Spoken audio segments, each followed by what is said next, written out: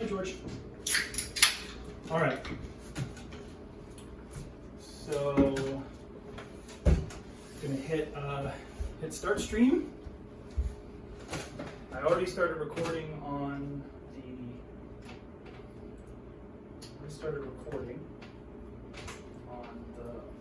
Audio program. So let me just double check that though. Yeah, so that's recording. Actually, let me just get a quick Check. check. Hello. Hello. How are you doing? Man. How are you doing? Hi. Hi. All right, perfect. Great. All right, we'll start streaming. Yes. All right, so that's going. All right, we're gonna be on the air, so no rush to start the show. We're on the air. Yes. Hello. Hello. Oh, should we tweet about it? We should tweet about it. That Okay. one. Are you on your Twitter? People will know. People who care will know. Tweet about it. People know. Twitter. Excuse me.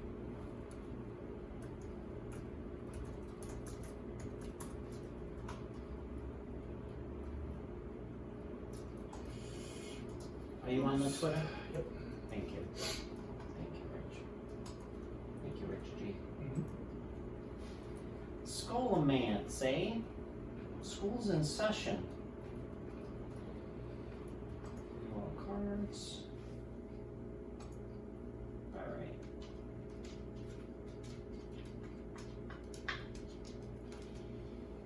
Alright.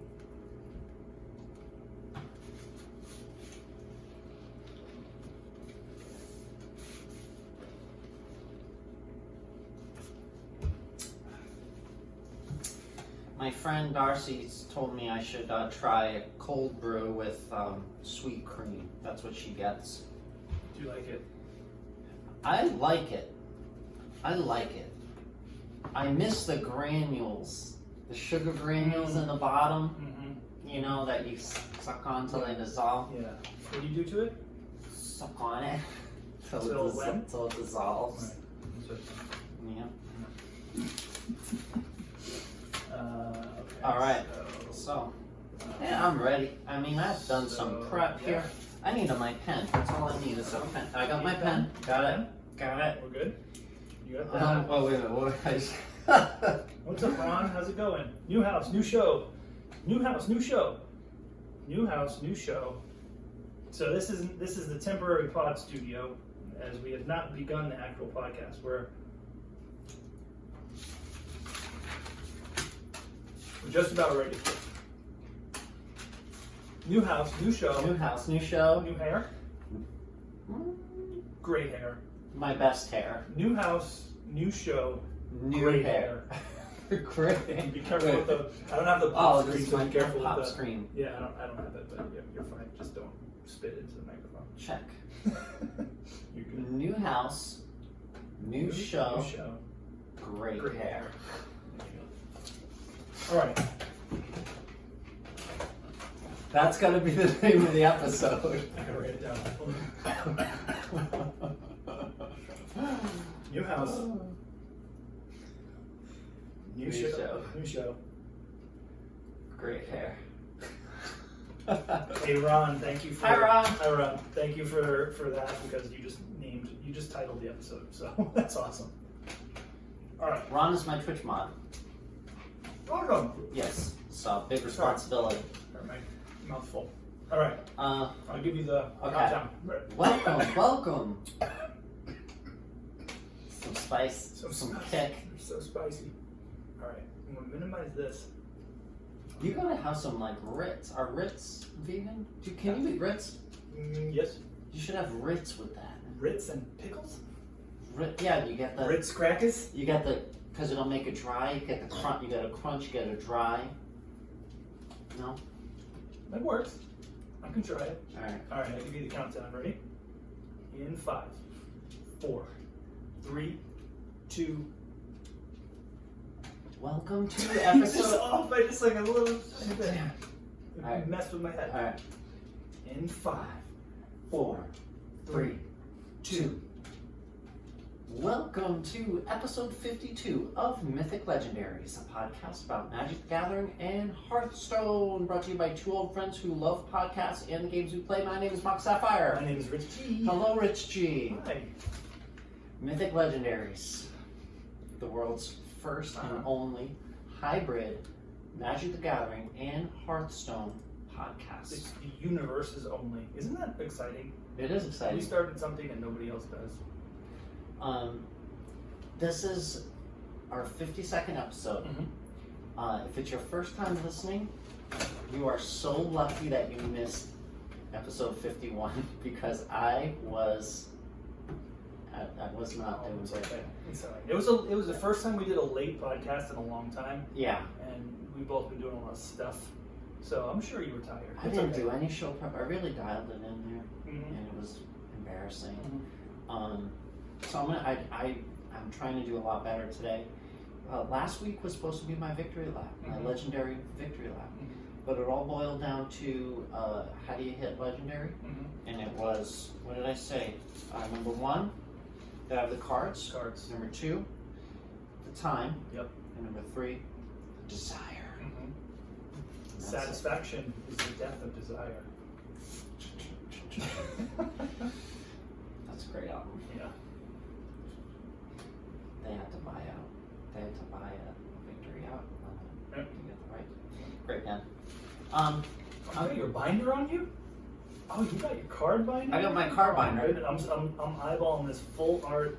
This one's Planes. played. This This full is art. This our full art page. planes, foil planes in her binder over there. I'm like, Yeah, yeah, that's ooh, my. that's nice. And then we got a whole page of mind bends. One day. Every One day. every mind bend that has been released, I have it in foil. So, One day. So what's on the plate? this week we're talking Scholomance. Okay. Scholomance Academy. We have a lot to talk about. I'm going to be acting as if I was given the opportunity to present a card, Mhm. like I was given a card reveal. Sure. So I like to You're gonna pretend that you matter. pretend that I matter. This is not the first time I've done something like this. Remember when BlizzCon? I do. And there was the remember. round I do table remember. of all the remember it podcasts? completely. I completely remember. Yes. Cheers. Thank you so much. This is a big day. Yeah, I was given. Congratulations!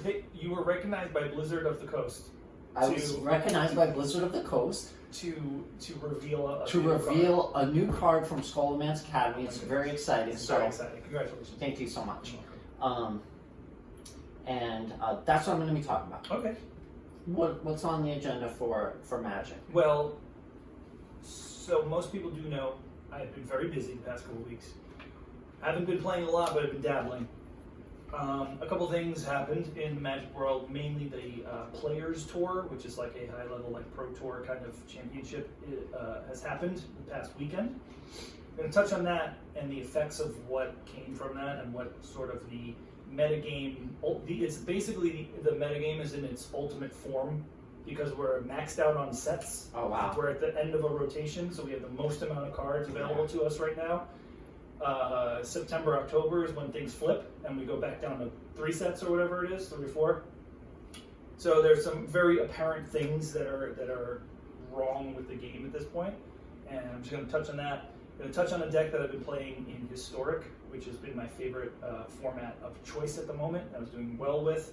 I'm going to go over that. And those will be 2 topics that'll take up enough time. So that's what I'm going to be covering. Cool. Yeah. Very cool. Yeah. So to start off my segment, Mhm. I gotta say that Wait, one thing. I just want to publicly thank you for bringing Oh. me Grillo's hot and spicy pickle spears as my housewarming gift because Grillo's pickles are the best pickles that you can possibly eat ever. If anybody doesn't know, now you did know. you have anything for breakfast? I had nothing to eat today, at all, anything. So my first thing that I ate about 20 minutes ago was a pickle spear, and now. You burned through half of the plastic jar already. So thank you. You're welcome. Rich has got an iced coffee in a mason jar. It's actually a pickle jar. Is it really? It's a giant pickle jar. Yeah. This has been a funny thing in my family that they've realized when they've been coming up to help with my move and stuff. Yeah. And my mom, I was drinking from one of these, and my mom was like, "Oh, it's a mason jar. How cute! I want to drink from one." I was like, "Actually, it's an old pickle jar." And I saved my pickle jar because I save everything because I'm frugal as hell. Yeah. And she was like, "Oh, I want to drink from it." So I gave her one, and unfortunately, it still smelled a little bit like, even though it was washed and whatever, Yeah. it still had pickle smell to it. But now my family knows that I drink my coffee from pickle jars, so That's awesome. it's a thing that I do. Yeah. I collect jam jars. Yeah. Because I always get the French jam. Super fancy ones. Yeah. Yeah. And they're. It would be a shame to throw those away, you know? Yeah, they are really cool, and it's real. It's a real thing. Because I went to Paris, France once. Yeah, for 4 nights and 5 days, and they had the jam there. Yeah. So, and I was like, oh, this is like it's like the only jam they have. Mm-hmm. Like, you know, we have all these different jellies and Yeah. stuff. It's Yeah. like that's it. It's like it. boom, like That's that's the the jam. The spread of choice. The spread of choice. Yes. Rich, your house is beautiful. Thank you. It's so I have a much. lot of work to do. It's been it's a quality of life improvement for the show, in the sense that I can just pull right in the driveway. Yeah, I had sorry. You don't have we're to get gonna- buzzed so this episode is good. There's a lot. We haven't really. I moved. My life moved from one point to another. I was in the last place for over 2 years, and now I'm in a home. And Yes. so this episode might be a little. We might sidetrack a little because of things like this. I never realized until yesterday how nice it is to pull in my own driveway. Oh wow. And Yeah. take Oh two my steps and be inside. Whereas the old place, exactly what you're saying, you pull into the parking lot, buzz you in, and go in the front door, then the next door, then down the hallway, and then it literally takes like 5 minutes. You know how long 5 minutes is just to get from like the entryway to the door? Now, Yeah. pull in driveway, Yeah. open the gate, George is at the door, wagging his little tail, looking out the, like, oh my God, this Yeah. is nice. It's nice. So I'm glad you pulled in the driveway. Well, boom, it's here's a what- huge driveway, so I don't even feel bad about pulling in the Pull in the driveway. driveway. You got your own spot. Oh, thank you. Yeah, I'll put Oh yes. an MS like I'll just stencil it so no parking. Just paint a dime, like a sapphire, like a sapphire gem. Yeah. But yeah, and also,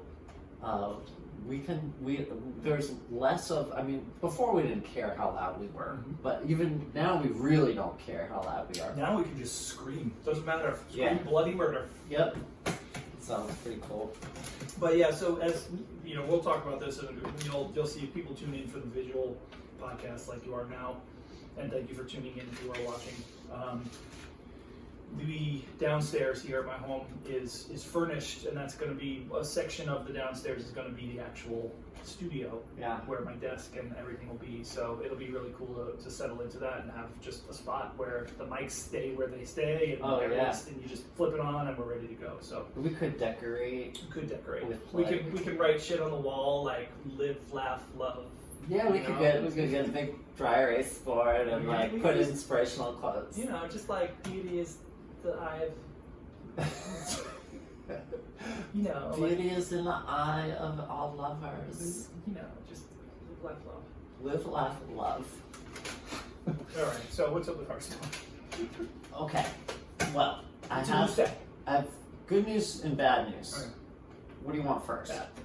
Bad news is I have to cancel the Twitter retweet giveaway Okay. because the good news is we have a merch store. Yes, we have a merch store. Yes. Congratulations to us. Yes. Been working behind the scenes for months, Mhm. and we finally got it together. We're so super proud of it. We're so super excited to share this with you. You can find links to the merch store on our Discord, discord.me/mythic legendaries. Mm-hmm. And then the Twitter, we're going to post it on, you can find links, all of our links on our pinned tweet. Yes, the top tweet on our Twitter has all of our links. Yes. Every single one you need. And our Twitter's at Mythic Legendary. Mm-hmm. And I'm going to be sharing the merch store with everybody. It's beautiful. Just to let you know, what's so special about the merch store is you can usually find a t-shirt or something you like, but you might not be able to get the style t-shirt that you like, the color you like. This Redbubble, we're using Redbubble as the merch store. You can get any style t-shirt. My pet peeve has always been that with All Yeah Dude is one of my favorite podcasts. Their merch is always super rare. Yes. Like it's limited run, super rare, which is great. I always miss it. And even if I got a t-shirt, it wouldn't be like a slim fit V-neck or woman's slim fit like I can't remember the name of the scoop neck. And yet you can get those. Just get any. You can get your classic boxy shirt. You can get your athletic fit. That's awesome. Yeah, you can get any color, anything. We have besides any t-shirt you want, you can get any product. Literally anything that you could put a visual on, you can get it. It's wild. And it's good. A duvet cover? You want a duvet cover? You want a bath mat? Oh my god, I should get a bath. You could get a bath. You want a backpack? No. A bath mat? That A sounds shower, so sick. a shower curtain? A shower curtain? Yo, I should just decorate the whole house. Everything that I need, all Mythic Legendaries branded. The stickers are really cool, and you can get the face mask. It's really cool. That's The awesome. Swords logo face mask is really, I want one. is really dope. Yep. Well, thank you for doing that. You set that all up and you organized all that. So thank you for doing that. It's My been pleasure. a long time coming. Like you were saying about dude having merchandise. A lot of our favorite podcasts and things, have merchandise, and we always like that. And again, it goes back to the band thing. Exactly. Like we play in bands, and the first thing you do usually is make a shirt. And having sure people wear your shirt stuff is always like a cool thing. And this is that step for us with the podcast thing. So. And it's way easier nowadays. Nowadays, you don't have to find somebody to screen print your shirts and do the whole thing. Spend all We could this still money. do rare stuff We if we could. wanted to, like Absolutely. make pins. Too old. If we want to do like a rare, limited run edition, of enamel pins or something. There's no limit. Ooh, enamel pins. See, I got you already. God. The hook's in. I want to say thanks to John Sproul. John Sproul. John Sproul. John Sproul created the Swords logo. Yes, you have seen the Swords logo. It is one of the Twitch emotes. It's usually seen in black and white. It's two crossed swords with the Mythic Legendaries podcast name in it. And now it's in full color, and it's beautiful. And you can find John. He's a tattoo artist, and he's an artist, and he's got some amazing gothic kind of stuff. John is an incredible artist and graphic designer. And a wicked nice guy. Super patient. It's sickening how nice John is. John. Sometimes I just want to just like shake him and be like, hey, be mean for a second. If I were to get a tattoo, when I get that Hearthstone tattoo, I'm going to Texas. Yeah, Austin. We're going to Texas. We're gonna tour the Dr. Pepper factory, Okay. and we're gonna get tattoos, All right. matching Mythic Legendaries So, tattoos. I have 2 tattoos on me from John. Really? I'll show them to you later, but I'll just. Does he go on tour? Where did you get them? In his apartment when he was just starting out. Oh So my God. it's amazing because if you see it, you will see it, and it is one of his first couple months of being a tattoo artist, and it's really funny. I'll explain it to you later. Okay. I'll post a photo of it in Discord or whatever so people can see what I'm talking about. Okay, I can't see. It's a lot of fun. He's But awesome. amazing. Check out his Instagram is Sprovler. Is that his actual nickname is Sprouler, but on Instagram he's Sprovler. So it's SPROVLER. If you like amazing tattoos and amazing art, he also has like a merch store. Yeah. He does a lot of really cool fantasy, gothic, Halloween, spooky, like very, very cool stuff like that. But Very he also cool. has a clientele that tends to lean towards more fantasy stuff, like anime and magic and that kind of stuff. So I do see a lot of this stuff that's like fits the magic vibe super well. So if you're into that and you're in that area and you need a fantasy tattoo, I'm saying look 'em up, Absolutely. look 'em up. Thank you so much, John. Yes, thank you, John. We're going to mention you on our show. And Joey Serrano, want to thank Joey Serrano, who was also working on our logo for us. And Joey's in a band called Endless Yawn, and you can find it's like a grindcore band. That sounds familiar. Where's that from? Where is he from? He's from California. Okay. Yeah. That band name sounds wicked familiar. Endless Yawn Band Okay. on Bandcamp. Awesome. So check them out, and thank you, Joey, for working on Thank you, that. Joey. So the bad news is I owe, not only do I owe Biohazard Dubstep a t-shirt and a sticker, I also owe John and Joey. So I'm like in the hole. So I can't be doing a Twitter retweet giveaway. Yeah, that's totally fine. So, we have better stuff to give away now anyway, so don't worry about it. okay. Yeah. At Play Hearthstone, if you want to sponsor us with Yeah. a giveaway, we'll take that. So, So, moving on. moving on. Skullman's Academy. That's the name of the set, right? New set launches August 6th. Okay. What you may not know, which I'm happy to share something our listeners may not know or may not realize, because I didn't know until today. I spent some time reading.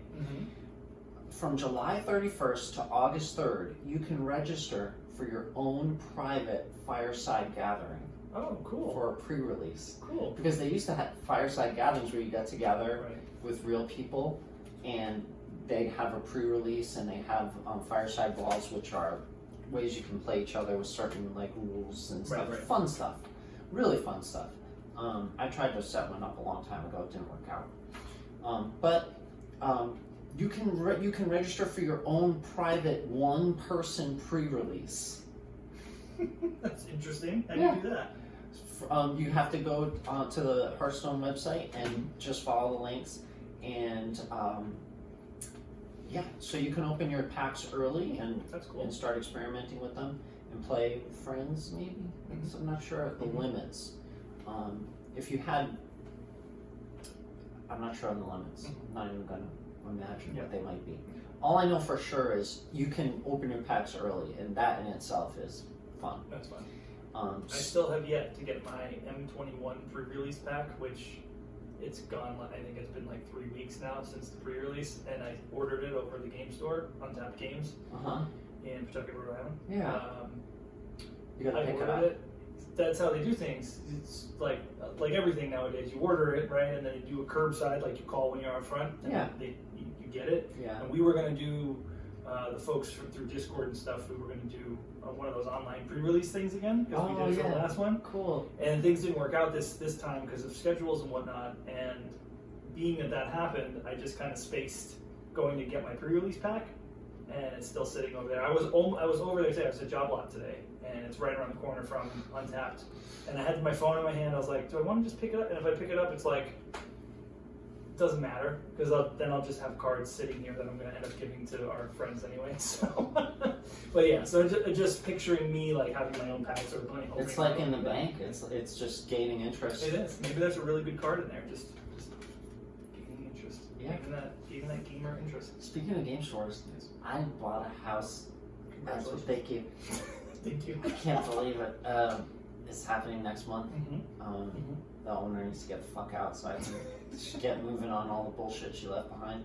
But she's great. Love her. Yeah.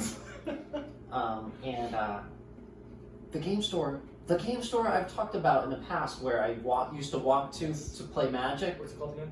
Game On. Game On. Right. I can walk right to it. That's awesome. That's how close I They're am to still it. in business. They're still functioning. The sign's still up. Okay, good. So hopefully, So we'll have to walk over there. yes. We'll do a live show from the game store. Fuck yeah. We'll have 2 people sit there and awkwardly watch us do this. Can you imagine? We'll We have Hey, yet to talk we'll about pitch any it. games yet. we'll pitch it to them as like, hey, we're gonna like promote your store and 23 minutes, no talk of a game.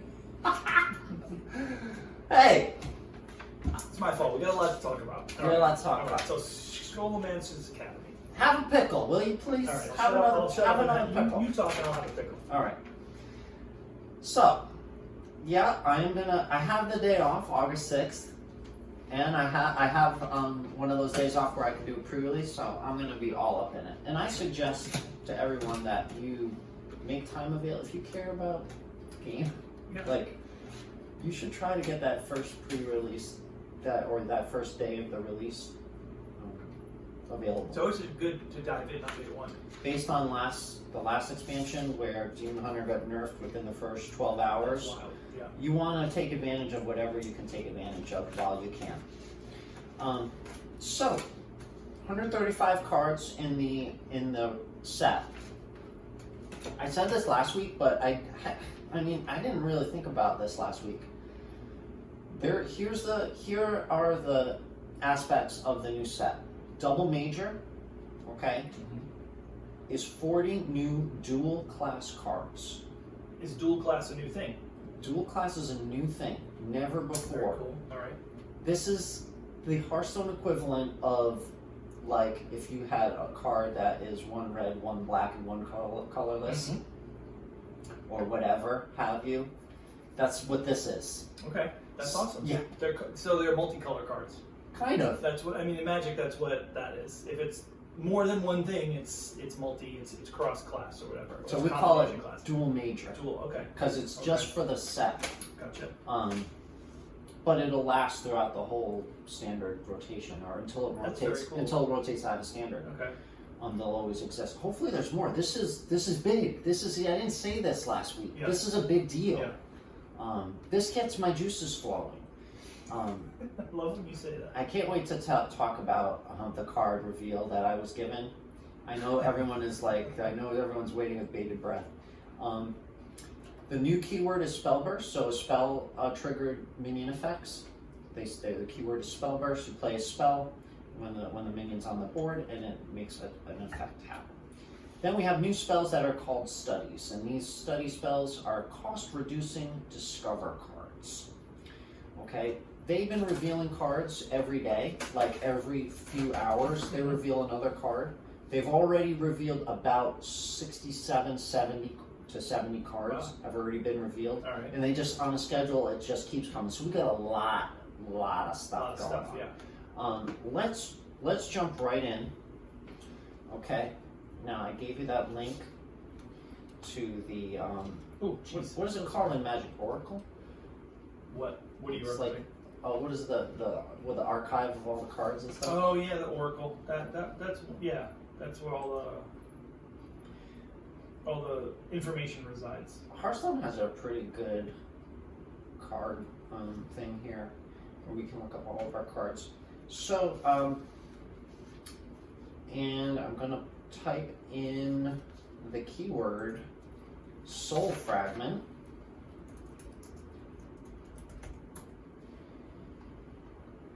And I have 9 cards found. And here's the card that I was given by Blizzard of the Coast. Thank you so much for giving me the opportunity. And the card is Shard Shatter Mystic. Hey now, check this out. We have a 3/2 for 3 rare Demon Hunter minion. Okay. So that's a cross class, or No, this sorry. is not this is a legit. This is a Demon Hunter only Demon. So class card. Don't ask me all the classes because So- I can't No, tell but them. for If you put me on the spot, I won't for the even remember. uninitiated, So I could Which I am. name them. what you just said was about the dual. They're going to be what? Dual class cards. Dual class. So a class. Yeah, they didn't give me a dual class, but we're going to talk about some. So a class though is A class is like a Demon Hunter, Demon Hunter. Okay. Priest, Okay. So if Hunter, you said Mage. okay, so it can be a Demon Hunter Mage. Right. Okay. A dual class would be like So a you Priest. said Demon Hunter Mage. Shaman, or- Whatever you said was minion. So a minion is just a creature type or A minion thing. is a creature. Okay. Okay. It's not a creature It's not type. like It's a it's minion. not part of this new thing. It's just It's just a minion. It's only been a year of talking about Hearthstone with you, and I still need to ask you these questions. So, So yeah, a creature is a minion. got it. Okay, go for it. And a spell is like a real spell. Whereas for you, a spell is every single card. Everything. You guys are nuts. Okay. So Shard Shatter Mystic. Say it in a New England accent. Shatter And Mystic. the Shard Shatter Mystic card. Battlecry, destroy a soul fragment in your deck to deal 3 damage to all other minions. This is reminiscent of Duskbreaker, which Duskbreaker is a 3/3 for 4 priest minion. It's a dragon, so that's like the minion type. Creature type would be dragon. Subtype dragon. Mm-hmm. The battle cry for Duskbreaker is if you're holding a dragon, deal 3 damage to all other minions. This card was oppressive Mm-hmm. in Control Priest or Dragon Priest. I used to see this card all the time, and it was a board clearer. At the time, it was like super powerful. Right. We don't see it. We don't see it anymore. It came out in Kobolds and Catacombs. It was a while ago. Yeah. So let's talk about Soul Fragments. Go for it. Soul Fragments. There's all kinds of Demon Hunter cards coming out that have the Soul Fragments in it. And we're looking at all of them. Right? Are you with me on this? Yes. Okay. No, I'm not at all. I tried finding it. I clicked the link and I can't find it. You just go ahead. Just go ahead. Okay. Sociologist. No, Rich lied a few 5 minutes ago What? because you said you were with me. You're not. I clicked this link and it's just playing videos and like things are going. I can't. I don't know. Let me see the I screen. clicked the thing that you put in the thing. Okay, scroll down. Yeah. You're right there. Why isn't it loading? I told you. Okay, view all cards. Okay. Well, I didn't know I had to click view all cards. I'm sorry. It sounds so Hearthstone that you would just click on a Hearthstone link and it's like spitting all kinds of stuff at you and you're like, Exactly. fuck this. Yeah. This is stupid. Exactly. And then what? Where okay. are we? Here. And now, Oh my god, it's Hearthstone. so okay, yep. If you scroll down, and then there's that. Oh, okay. Type in Soul Fragment, Okay. and then follow from there. yep, and scroll down. Okay. Sorry, folks. Sorry, folks. Sorry, Magic Player doing Hearthstone things doesn't. We'll cut that out. We'll cut that out. Soul. Okay. This is awesome. It's like 2 friends Hanging out, talking about games that we like. Yeah. It's awesome. Pretty cool. So let's go through these cards. You with me now? The first card you should see on the left is Sociologist I Malaysia. do see that. Okay, you're with me now. I ate a jalapeno. I thought it was pickle and it was jalapeno. I'm all sorts of spiced up right now. Sorry. There is sweat on your forehead. There is sweat on your forehead. Okay, so sociologist and Malaysia. So let's just go through these cards. This is a new kind of package for Demon Hunter that has, and some of these cards are dual class. And this is our Soul Fragment package so far. There may be even more, but this is going to be a big deal. Okay, this is going to be super powerful, big deal when the new expansion comes out. So let's just click on the first one and we'll see a full rundown of the card. Sociologist Malaysia is a 5/5 for 7 minion. She's a legendary minion. It's a dual class card, Demon Hunter Warlock, and okay. Oh, it even gives the cost, the dust cost. So yeah, the 1600. It's 1600 dust to craft any legendary, and then last week I was so wrong. It was it's 3200 dust. Okay. So is that double? Yes. Yeah, 1600 times 2 is 32. Yeah. Mm-hmm. 3200 dust for any golden legendary. Battle Cry is for each soul fragment in your deck, summon a 3/3 soul with rush. Okay. Hey, that's pretty strong. Hey, can I ask you a question? Yes. Now, what do you think about the art on that one? Not bad. It's lame. Get out of town. Look at her. She's awesome. I mean, sure, she can be awesome and look lame. Okay, what were you gonna ask me? We're never gonna see eye to eye on that, so just saying. There's gotta be some. Actually, there probably will be. This anyway. So the little symbol, the little colored gem. Yes. Does that denote rarity of the card? Yes. Finally, I figured that out. I had no idea what I had to look at, and you'd say like, oh, it's a whatever, and because of the I was totally like, oh, okay, like had no idea. But now that I see it, I don't know why it stands out so apparent now. Yeah. But now I get it. Thank you. You're welcome. Thank you. Exactly. Soul Share. Soul Share is a 2-cost spell. Deal 3 damage to a minion. Shuffle two soul fragments into your deck. Mm-hmm. So here we go. Mm-hmm. That's strong. Demon Hunter is fucking strong, and that is a strong spell. And this is going to be a strong archetype. They just keep giving Demon Hunter the tools. 2 mana for 3 damage, and then shuffle 2 soul fragments into your deck. Yep. Let's keep going so Okay. we see how this works. Yeah, let's do it. School Spirits, Mm-hmm. 3-cost spell. Yep. Deal 2 damage to all minions. Wow. Shuffle 2 soul fragments into your deck. And that's a common warlock spell. Okay. Excuse me. So we cannot use that with Demon Hunter, can we? No, that's a warlock spell. That's okay. Shard Shatter Mystic is a 3/2 for 3 rare Demon Hunter minion. Blue is rare. Blue is rare. Battlecry, destroy a soul fragment in your deck to deal 3 damage to all other minions. Hey, that's our card. That's our reveal card. That's a cool. Yeah, thank you so much for the opportunity, and wow. Are you guys excited? Wow. They're going crazy in the chat. They're going crazy. It's This just has just got released. the chat. The This is the chat. chat. It's just going nuts. It's just. People are talking about this card People right now. cannot believe it. And we were the first. You heard it here first. Mythic Legendaries. Next card. Soul Shard Lapidary is a 5/5 for 5. Common Demon Hunter minion. And the battle cry is destroy a soul fragment in your deck to give your hero +5 attack this turn. Wow. So, like, what's a soul fragment even look like? Can you Google the soul fragment, just soul fragment, and see if they?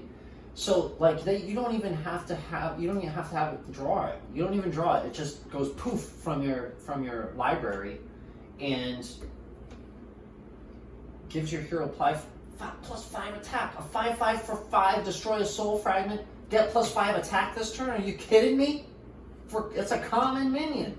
Soul Fragment 0. It's a 0 cost. Cost 0. Yeah. Casts when drawn.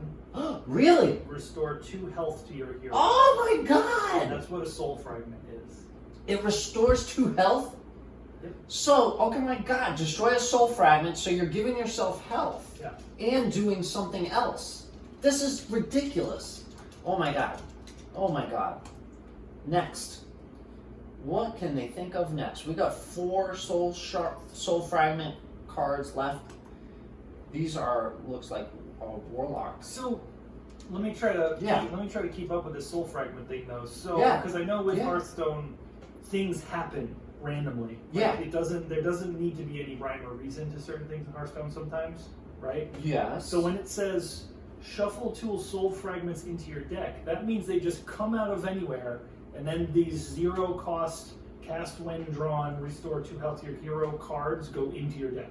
Yes. You'll see an animation around your library that you'll see that it went in there, and it'll go like they're in there. Yeah. But so the soul fragment though does the same thing so a soul fragment is a soul fragment. A soul fragment is always 0, and it's always going to give to your hero. It's always going to always cast when drawn. Yes. Interesting. Seems pretty strong, right? Okay. Yeah. Oh my god, Rich, you know what else this goes with? What? Exotic Mount Seller. Oh. How did I not know? Spell Druid. Okay. This is 5/8 for 7. Uh-huh. It's a blue gem. So what is a blue gem? Rare. rare minion. Whenever you cast a spell, summon a random 3-cost beast. Okay. So we can totally have like a spell demon hunter Okay. because she's a neutral minion. She can go in any class. And hey, That sounds cool. yeah, that we're talking value, Rich. We got value going on here. Value. What Things this, are coming together. what this reminds me of is a mechanic in Magic called Energy. And did you play when Energy was a thing? You did. When we played Duels, when we played Magic Duels on the app, that's the sets that had Energy in it. And Energy was an additional source.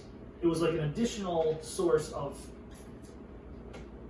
currency, so to speak, to play things or activate things or do things. Oh. So like a creature would come into play and give you 2 energy, and it was a completely separate thing that you had a bank of. You know, you have your lands that give you mana, and then there was energy, and then energy could be used to like, you know, use 2 energy, add 1 of any color, or pay 4 energy, draw a card, like whatever. Oh my This God, kind I of love idea that. of energy, yeah. I love that. Yeah, that was in Ether Revolt and Kaladesh, I think, were Ether Revolt, Kaladesh, and I love when they come out with new ways Yeah. to cast spells Yeah. and like have more mana Yeah, and like different. it was, and you know what?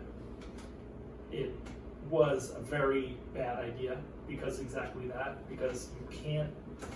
I don't want to take up your Hearthstone time. No. For I think the lesson that Wizards of the Coast and game design need to realize is you can't give the game an additional resource because people break it immediately and it becomes awful and it becomes oppressive and it becomes unfun, and that's what happened. There were cards that came out and people were like, oh, so you're saying that I can pay this much, then get this much more, and then with the excess I can do all of this stuff, and that's when all hell breaks loose. So I have a correction from the last week's show where I was saying there's a spell, a ramp spell, that what the hell was it called? I'll get back to it. okay, I'll get back to it. no problem. But yeah, I was totally wrong. Remember, I don't know if you remember, I was saying like, oh yeah, turn 7 you can, if you use Kel'Thuzad on turn 7 you can play a 10-cost spell. Mm-hmm. That's what I was saying last time because there's a new ramp spell. It's like a 0-cost spell and it's overload. It's overload. Mm-hmm. Yeah, it's a shaman spell because it's overload. And it gives you two mana, I think, this turn, and it's 0 cost. And I was totally wrong because someone has had a version of it because I'm at low level legend right now, and people are playing all kinds of things, and they totally played oh my God, they played it like turn 3 or something. It was crazy. And it was like the 10-cost spell, and they were like, good game, and I was like, Wait, what? wait, let me follow, yeah. This is gonna be a real combo. Yeah. That's gonna be a real thing on day 1. There's gonna be a lot of problems with this set, and that's what Hearthstone loves to do. Day 1, They like to shake it up, huh? Because they can turn it down. Yeah. exactly. Yeah. They don't give a fuck. Yeah. They're like, let's see what the people come up with, and they are. I bet you the whole team is there on day 1. And they're just watching. That's such a cool thing about Hearthstone versus Magic, where Magic is the thing, and you got to deal with it, and it takes so much time to deal with it. Where Hearthstone is cool, where you're saying like the whole team probably sits around, gets on Twitter, gets on Twitch, and just watches and sees their creation like take life, and see things that they probably don't even realize. You know, like people are very inventive, very creative. And I mean, it happens in Magic, but it ends up being like happening for like bad ends up coming of it. But with Hearthstone, they're like, oh, some bad's coming up. All right, well, let's tweak some knobs. Let's bring that down. You know, that kind of thing. So that's really cool. That's something about Hearthstone I really like. Absolutely. Yeah, I would love to see the day 1. I took some getting used to. It took some getting used to. Yeah. You know, for me as a player. So like. By the way, I've got a bendy straw. It's crazy. It's absolutely out of its mind. That is wild, This bendy is- straw. this is What are you absolutely- drinking? Iced coffee. What kind of ice? Where's it from? Where's it grown? it's Who fucking knows? It's some garbage Ocean State job lot dark roast that I make my iced coffee with. I've got the Okay. good. Arabica, probably Don't come Arabica. into my house Chock full of telling nuts? me how good my coffee is, okay? Because I'm the one who buys it. Is it chock full of nuts? It is not chock full of nuts. Hey, I'll take some chock full of nuts. I'm not really picky. I'm not a coffee snob. It should be. I like coffee. I like it a lot. Yeah, me too. We better drink it while we can because the whole world's fucking crashing. Man, I am wild right now. Do you know the reference I was just making about the fancy coffee? Yeah, that's gotta be Quentin Tarantino. It is Quentin Tarantino. Thank you. I'm glad. Yeah, it is Quentin Tarantino. That coffee monologue from Pulp Fiction is so quintessential. Like has gone through my head, like at sometimes, like about coffee. It's so great. You know what I'm gonna do? What? I'm gonna have the whole coffee monologue just written on my wall right here. Okay. Just like that, and then like a stencil, a la like Shepard Fairey of Quentin Tarantino's The face. one thing I always remember from Pulp Fiction is, mind if I shoot up here? That's a good one. Because it's like, like if it's mostly usually with food, I'm like, want to eat, like, mind if I shoot up here and eat? Okay, sorry. Wait, I want to read it now. No, go ahead. No, just go ahead. Read it! Alright, well, once we finish up with the soul fragments, you can read it. Okay. Oh yeah, let's go back to the soul fragments. Void Drinker. Mm-hmm. Ooh, that sounds like a band I would start. Look at the art. It's not bad. Where is it? There it is. Oh, yeah, it looks like Dr. Manhattan. Or what's his name? Professor Manhattan? Yes. Doctor? I don't know. Those things Mister. It's Mister. No, it's not Mister. From Watchmen. The big blue guy? Yeah. Doctor. Dr. Manhattan? Yeah. That's what it looks like. He's a genius. Void Drinker is a 4/5/5 epic warlock minion taunt battle cry. Destroy a soul fragment in your deck to gain +3/+3. Okay, now Yes. 2 of those. Who's gonna have the better soul fragment deck? Warlock or Demon Hunter? Or can we get a dual class one going on? I have a feeling that's what you're gonna find. I think somebody's gonna abuse dual class right off the bat. Because Shard Shatter Mystic is a Demon Hunter card. So I think Demon Hunter's probably going to take it. Hey, that's pretty straightforward. We can move right to the next one. Marrow Slicer is a 4/2 for 4 Marrow Slicer, okay. Demon Hunter weapon. Is that an equipment? Okay, yeah, that's what I thought. It's a common. Battle Cry, shuffle 2 soul fragments into your deck. Oh, it's the Battle Cry. I love Battle Cries because they always happen. You can't prevent a Battle Cry. If you play it, it happens. Shuffle 2 soul fragments into your deck. And Demon Hunter needs that gain life desperately, really, to keep moving. Hey now, Battle Cry, shuffle 2 soul fragments into your deck. 4/2 for 4. Oh my god. Demon Hunter. The weapons. There's a spell that gives you +8 attack for 8. Where's that? That was in the last set. That's a lot. 8 Yeah. attack for 8 though? Cost 8? Yeah. And it gives you 8? Yeah. Oh. Alright. If you can get through. Yeah. Boom. That's a hard slap to the face. And last but not least, we have Spirit Jailer. This the worst art. That is the word. I would thank you. You were saying the words "that is" coming out of your mouth just then, and I was so worried that you were going to say that is the coolest art because that is literally the worst art. But oh my goodness, it's a 1/3 for 1, which is solid. Yep. Solid body. Common Demon Hunter Warlock dual class minion. okay. Battle Cry, shuffle 2 soul fragments into your deck. So this is auto include. Okay. That's a solid 1/3 for 1. Battle Cry, shuffle 2 soul. And it's a dual class. That's a hey, that's a good card. Sounds like a good card. Very good card. Looks like a good card. Hey, if it walks like a duck, quacks like a duck. Yeah, exactly. Hey, that concludes our card reveal. Nice. Congratulations. Thank you. Blizzard of the Blizzard of the Coast granted us this opportunity. You, not us. You. It's all you. It's us. It's you. It's us. Okay. It's us. Hey, I mean, that's really special. We've been doing this show every week for over a year, and to have that kind of Sponsorship? to be recognized Mhm. by Blizzards of the Coast, and honored with revealing a card like that, full marks. I would say full marks to you, Blizzards of the Coast. Yeah. And we appreciate it. We don't take it for granted. So thank you. I know you're watching.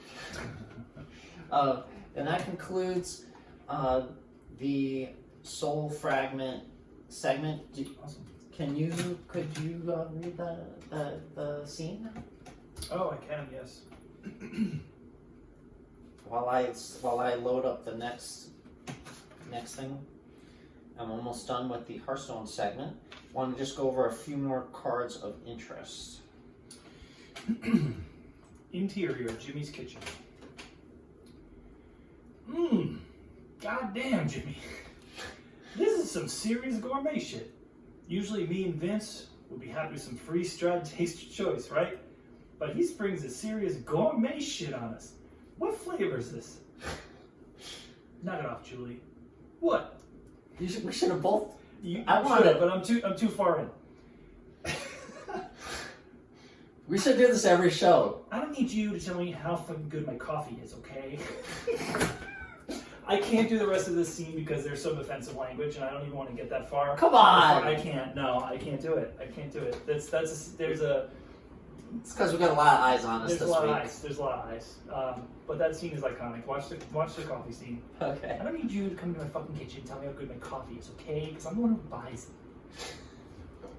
You still need time. Yes. What? You're not gonna believe this. Type in sphere of sapiens. Sphere of sapiens. Yes. Sphere.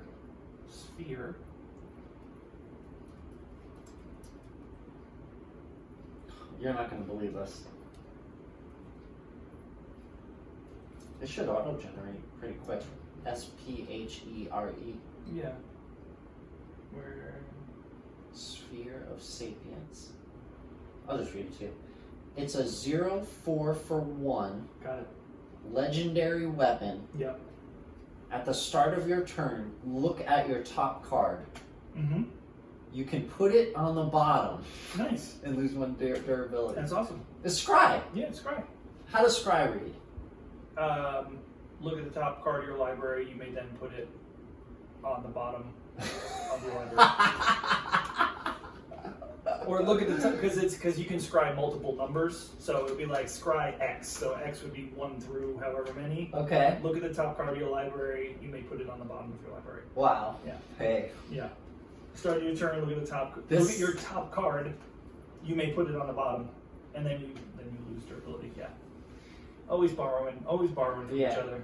This card's gonna look amazing in Golden because it's a circular art Mm-hmm. and it's Yeah, got it's cool. lightning and it's just gonna go Yeah. and you're gonna have it for at least 4 turns. It's like those things what you did in Spencer's Gifts, those orbs. Yes! And you put your fingers Totally. on the light. What are those things called? Those things are awesome. I want one of those for my Halloween decoration. I cannot wait to decorate for Halloween Yeah. and for trick-or-treaters and stuff. I'm gonna cry. Okay. I'm probably gonna lose my house by the time it's fucking winter because I'm gonna lose my job and the whole world's gonna crash down. Oh, sorry. That's not possible. No. Please cut that out. Cut that out of the show. Everything's gonna be fine. I'm not anxious at all. Everything's gonna be great. All my friends are buying houses right now, so we're all gonna be fine. We learned it by watching you. Hey, so we got Scry. So that freaking rules. That is a really awesome card. Yeah, it is cool. Oh my god, we have to talk about this. Type this in. Gift of Lumivance.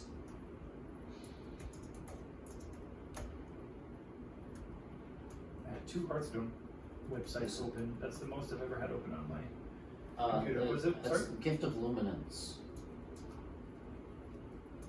Gift of Luminance. 3-cost rare.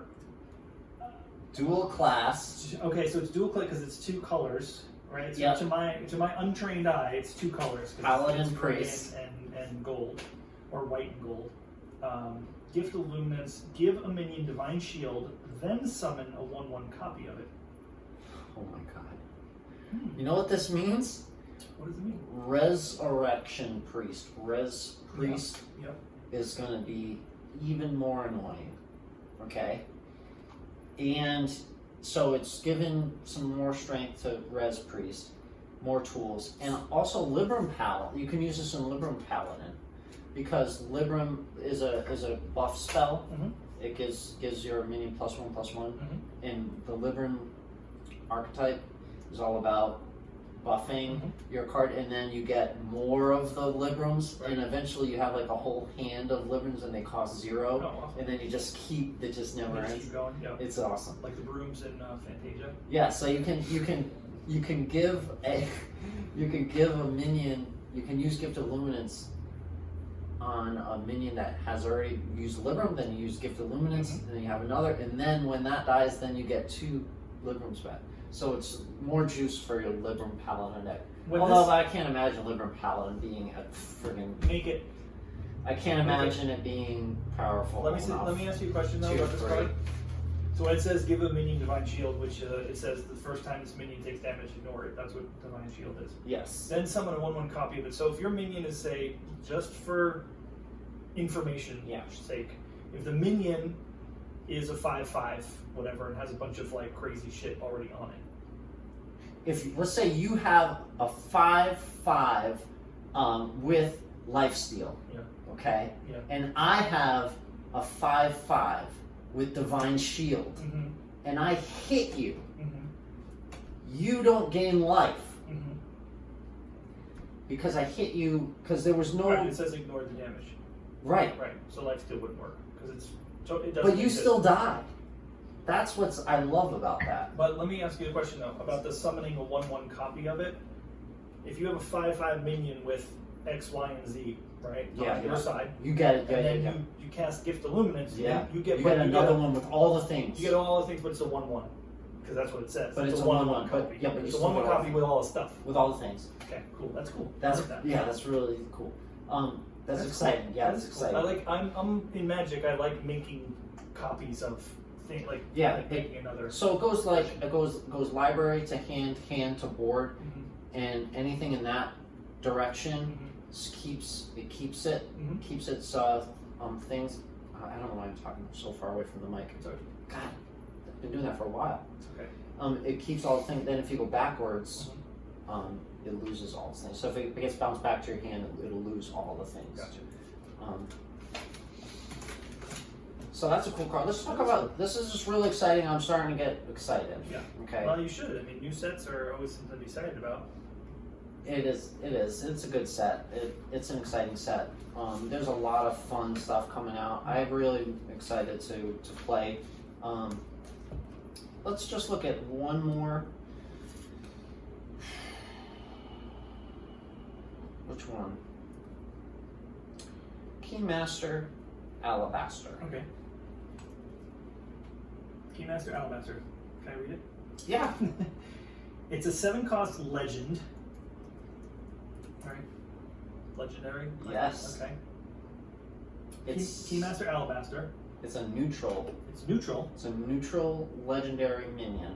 Legendary Marine. Whenever, I'm sorry, it's a 6/8, and it says whenever your opponent draws a card, add a copy to your hand that costs 1. What? Yo, that's crazy. Yeah. That's cool. Yeah. That's crazy. Yeah. Whenever your opponent draws a card, you add a copy to your hand that costs 1. It costs 1. That's wild. Yeah. That's so cool. And you can fucking cast Wow. Gift of Luminance on it. Wow, that's super Imagine cool. casting Gift of Luminance on it and then bringing it back in Res Priest. That is awesome. It's ridiculous. Very cool, very cool. This gun, you gotta play this day one.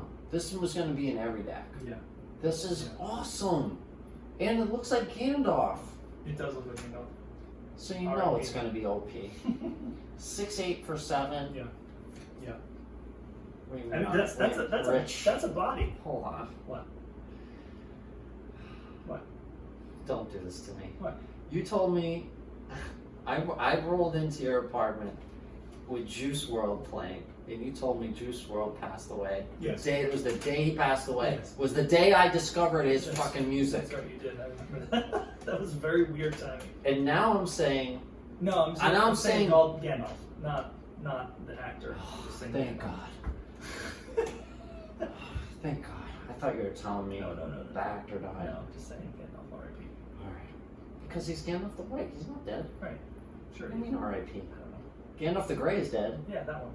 Gandalf the White. Sure, I don't know. Is I haven't beyond- watched the movies in years. I don't know who's dead or alive. Did they get the ring to Mordor? I don't know. Are they still going? I don't know.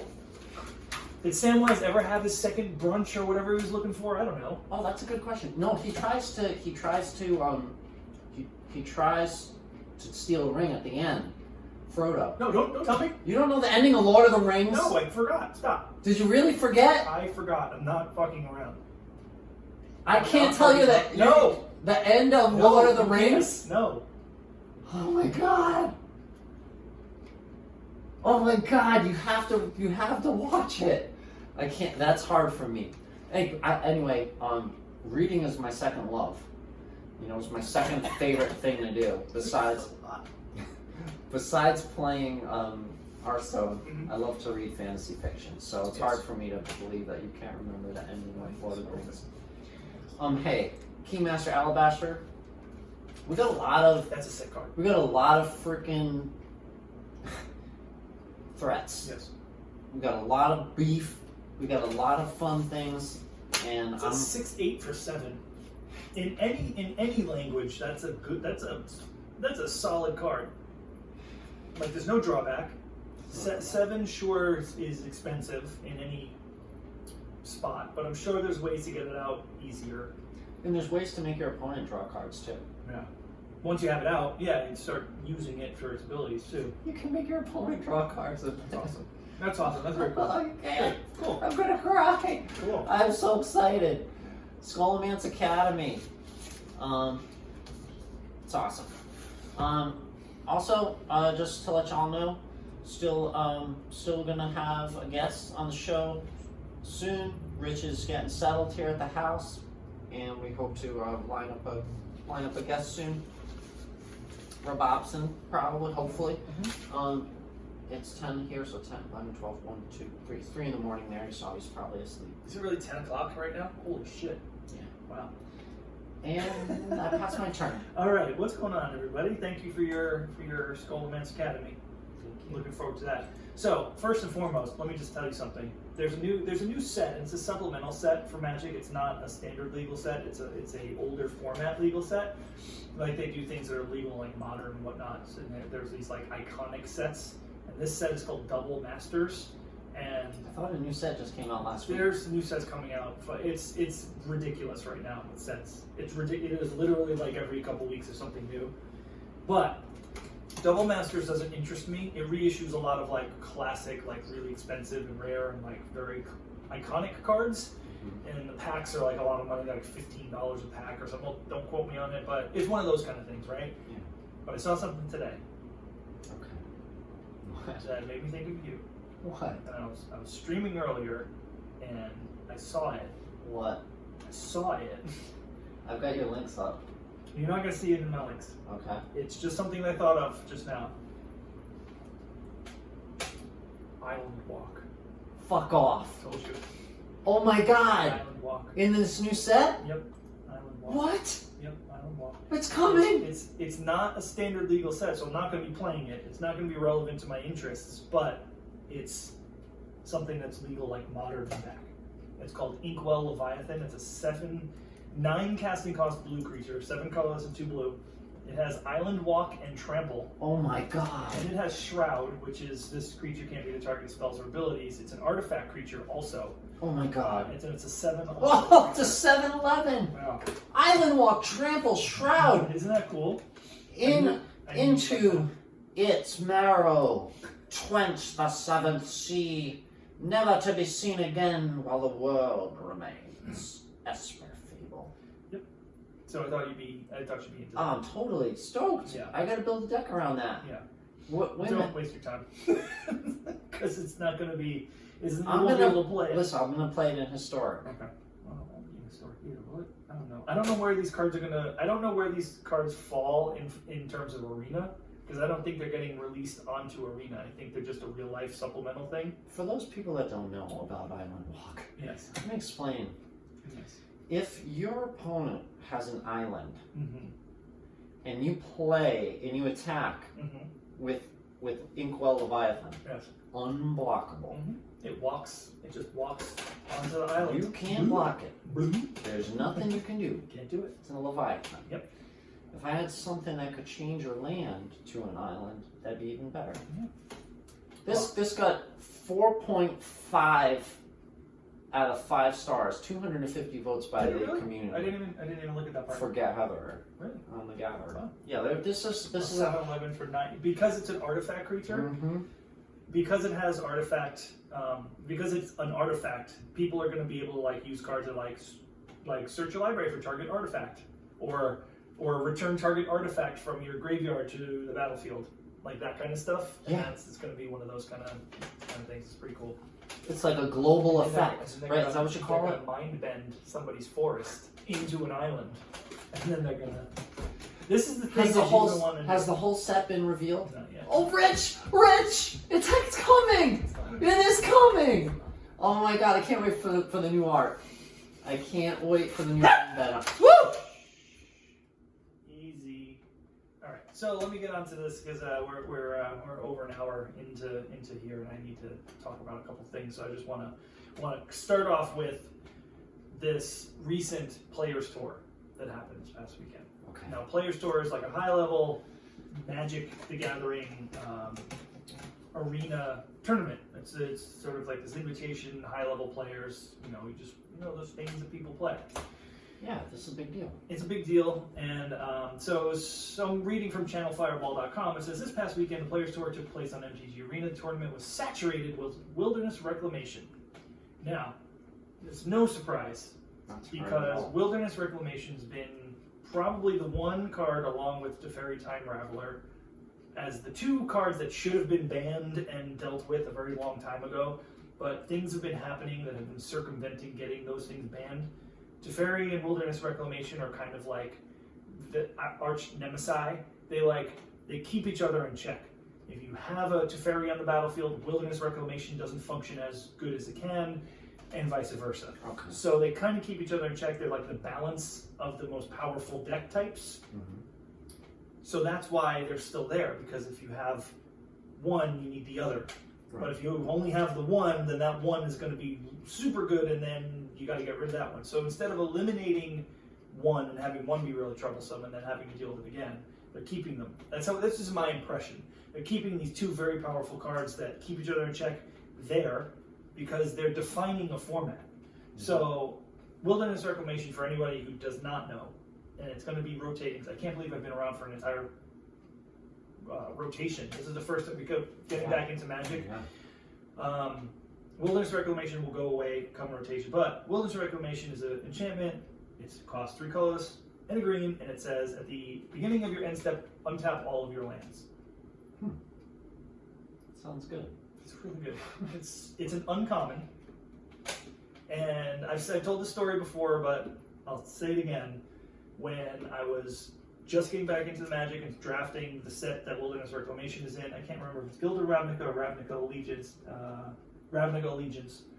I was sitting there with an old friend at the game store. We were talking about these cards, and we were talking about Wilderness Reclamation. I was like, hey, Dave, correct me if I'm wrong, but being able to untap all of your lands at the end of a turn is pretty powerful, right? And he was like, yeah. And we were both just kind of looking at each other like, how is this not going to get out of hand? Okay, and this is almost a year ago. Uh-huh. And we're like, now here we are. We're at the Players Tour. This much, all of these cards have come and gone. There's been all these sets and all this stuff happening. Wilderness Reclamation has constantly been there. It's kind of fallen out of favor here and there, but now it's just like Fires of Dimension is gone, Agent Treachery is gone, Oko is gone, all of the Field of the Dead is gone. All these trouble cards that we've seen come and go Wilderness Reclamation and Teferi have bobbed and weaved. Like they're like, I'm gonna be here for that. I'm gonna be here for that. I'm gonna disappear a little bit. I'm gonna come back. Now they're just in the forefront because Wilderness Reclamation was the deck that took down nearly 54% of day one and then 51% of day two.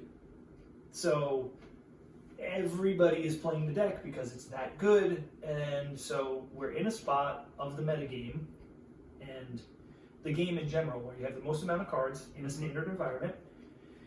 It's become abundantly clear what the best deck is. Usually there's like a handful of decks, like 3 or 4 like really good decks. Yeah. There's like Rakdos Sacrifice and there's Mono Green, but they're like hanging on like that tier 1.5. You know what I mean? They're not quite tier 1, but they're not quite they're right in the middle there.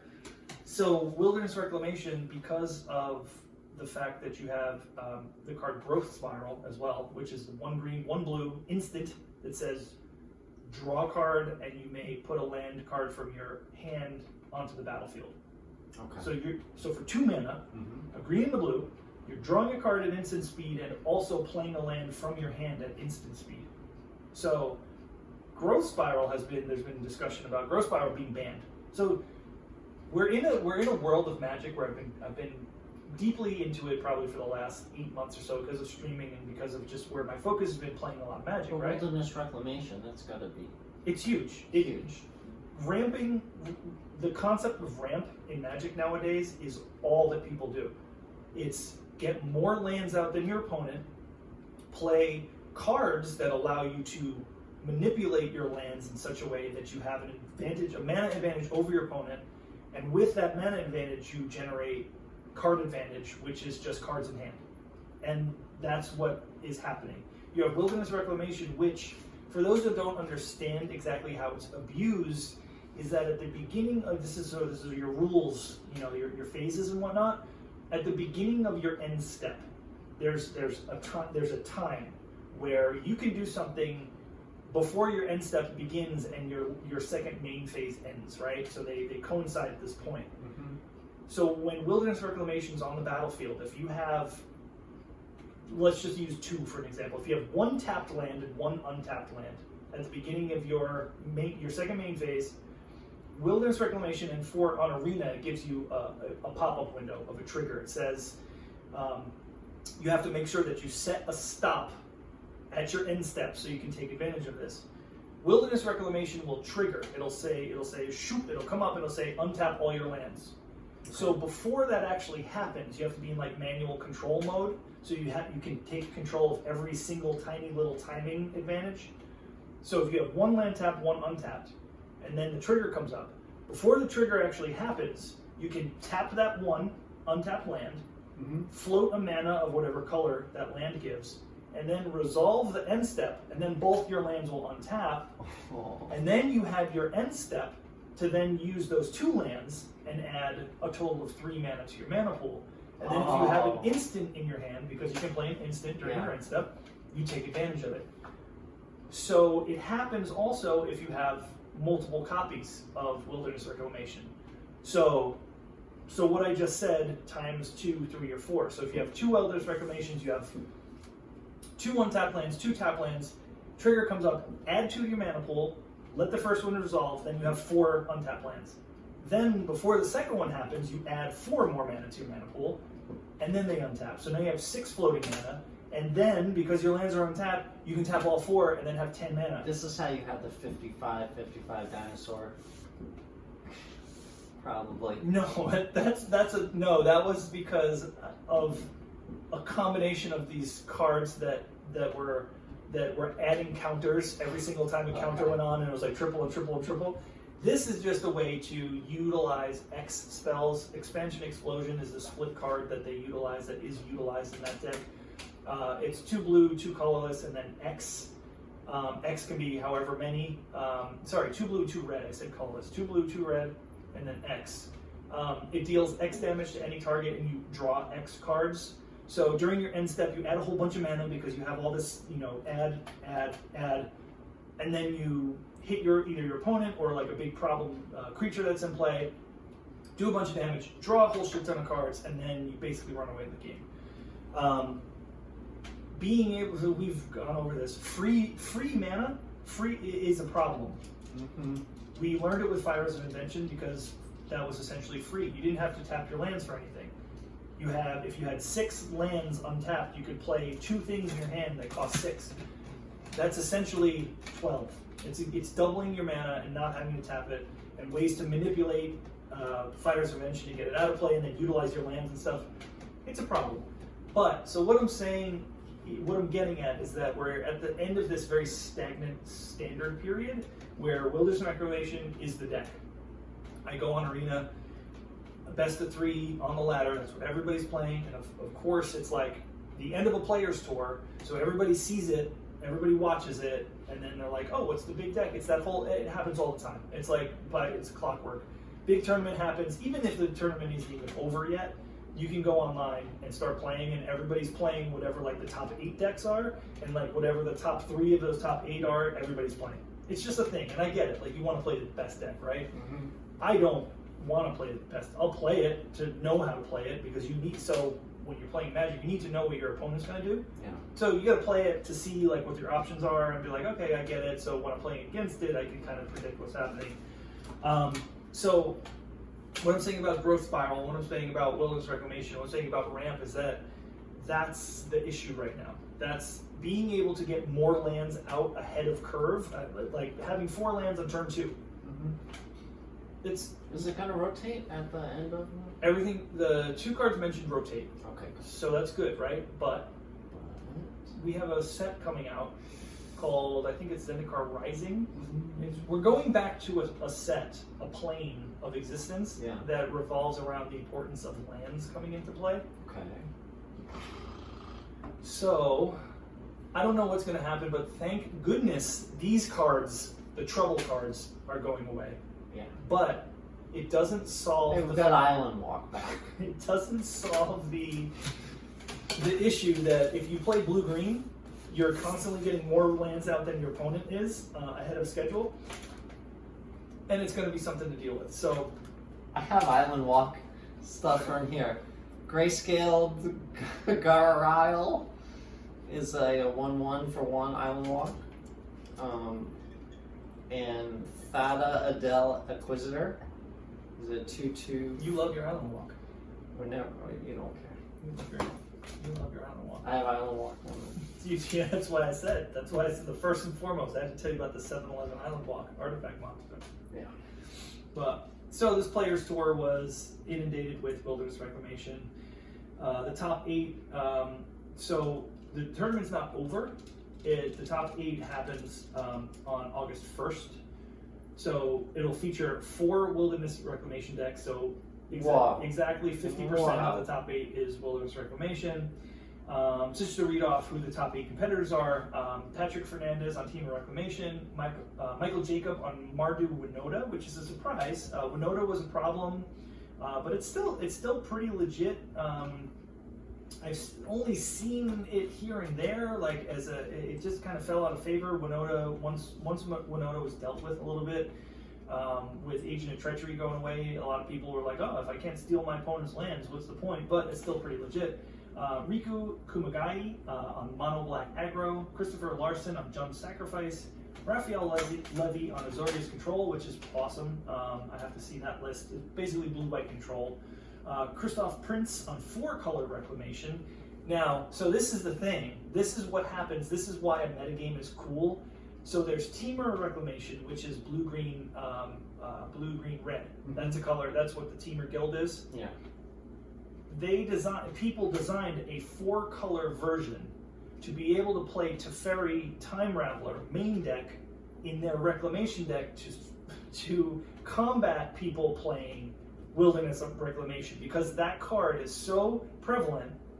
Having the game 1 advantage of having a Teferi in their deck, and if they're up against somebody who can't deal with the Teferi or doesn't know it's coming, that's what's happening. Like, literally, people are building their decks in such a way that they know they need it. The percentages are going to be in their favor, where they're like, you know what, if we play Teferi main deck, it not only works against Team Reclamation, Teferi is just a good card altogether. people have to deal with it. Let's build a Reclamation build with Teferi main deck rather than sideboard, running 4 colors. It's very ambitious, but it makes sense because Teferi Time Raveler shuts down Wilderness Reclamation. And the reason being is, to explain why Teferi is such a bane to Wilderness Reclamation, Teferi's passive ability on him as a Planeswalker says that your opponents may only cast spells when they can play sorceries. Okay. So Wilderness Reclamation revolves around playing an instant speed spell during your end step, which is not a legal sorcery speed playing phase. So if you're playing Wilderness Reclamation and trying to do a big explosion during your end step, if I have Teferi in play, you can't do it. It shuts down your ability to play that part of the game. Again, why Teferi should have been eliminated from the game a long time ago, because it literally takes a part of the rules of the game and just says, no, that doesn't exist right now because this card is in play, which is wild. And that's like one of the biggest things. You shut down the game. But it's a smart move on some of these players and the people who built that build to be like, all right, let's put the biggest problem to my mirror match. Let's put it main deck and go from there. So there's the 4-color Reclamation decks, Benjamin White's and Christoph Prince on both 4-color Reclamation, and Alan Wu on Temur Reclamation. So that's pretty cool. August 1st is going to be the top 8, so keep your eyes out for that. I'm going to make a call. Okay. I'm going to say that a Temur Reclamation build and a 4-color Reclamation build end up in the finals together. All right. And that'll be a pretty bonkers match to watch. That sounds cool. That'd be really cool. I'm not going to call any player because unfortunately I'm not very well versed in the players who are in the top 8, but I'm going to make a call. I think that's just where it's going to be. Can you remind me on Yes, August 1st? I can remind you on August 1st. To watch? Yeah. Or I'll when it keep you gets... updated. Let me know like when on it the gets finals. close. Yeah, I will. Okay. So why I wanted to bring this up is because I feel like, and I think a lot of the people who I interact with via Magic and such, that we feel as if that Standard is just in this like, phase. Yeah. And it's never healthy for a game for, I'll say, a majority of the people I interact with to feel that way about a format. Yeah. You know, like our friend John Ramos, MTG, was streaming earlier. He got back from his deployment and was on stream for the first time in a real long time. So shout out John Ramos. It was good to see you online. Big supporter of us and a lot of our friends. So if you don't know John Ramos MTG, go find him. Anyway, he was just kind of mentioning some things just about the format in general and what decks are doing and what people are trying to do and why certain things are the way they are. And it's just like it all revolves around Teferi Time Raveler being the worst card ever, and it's still around.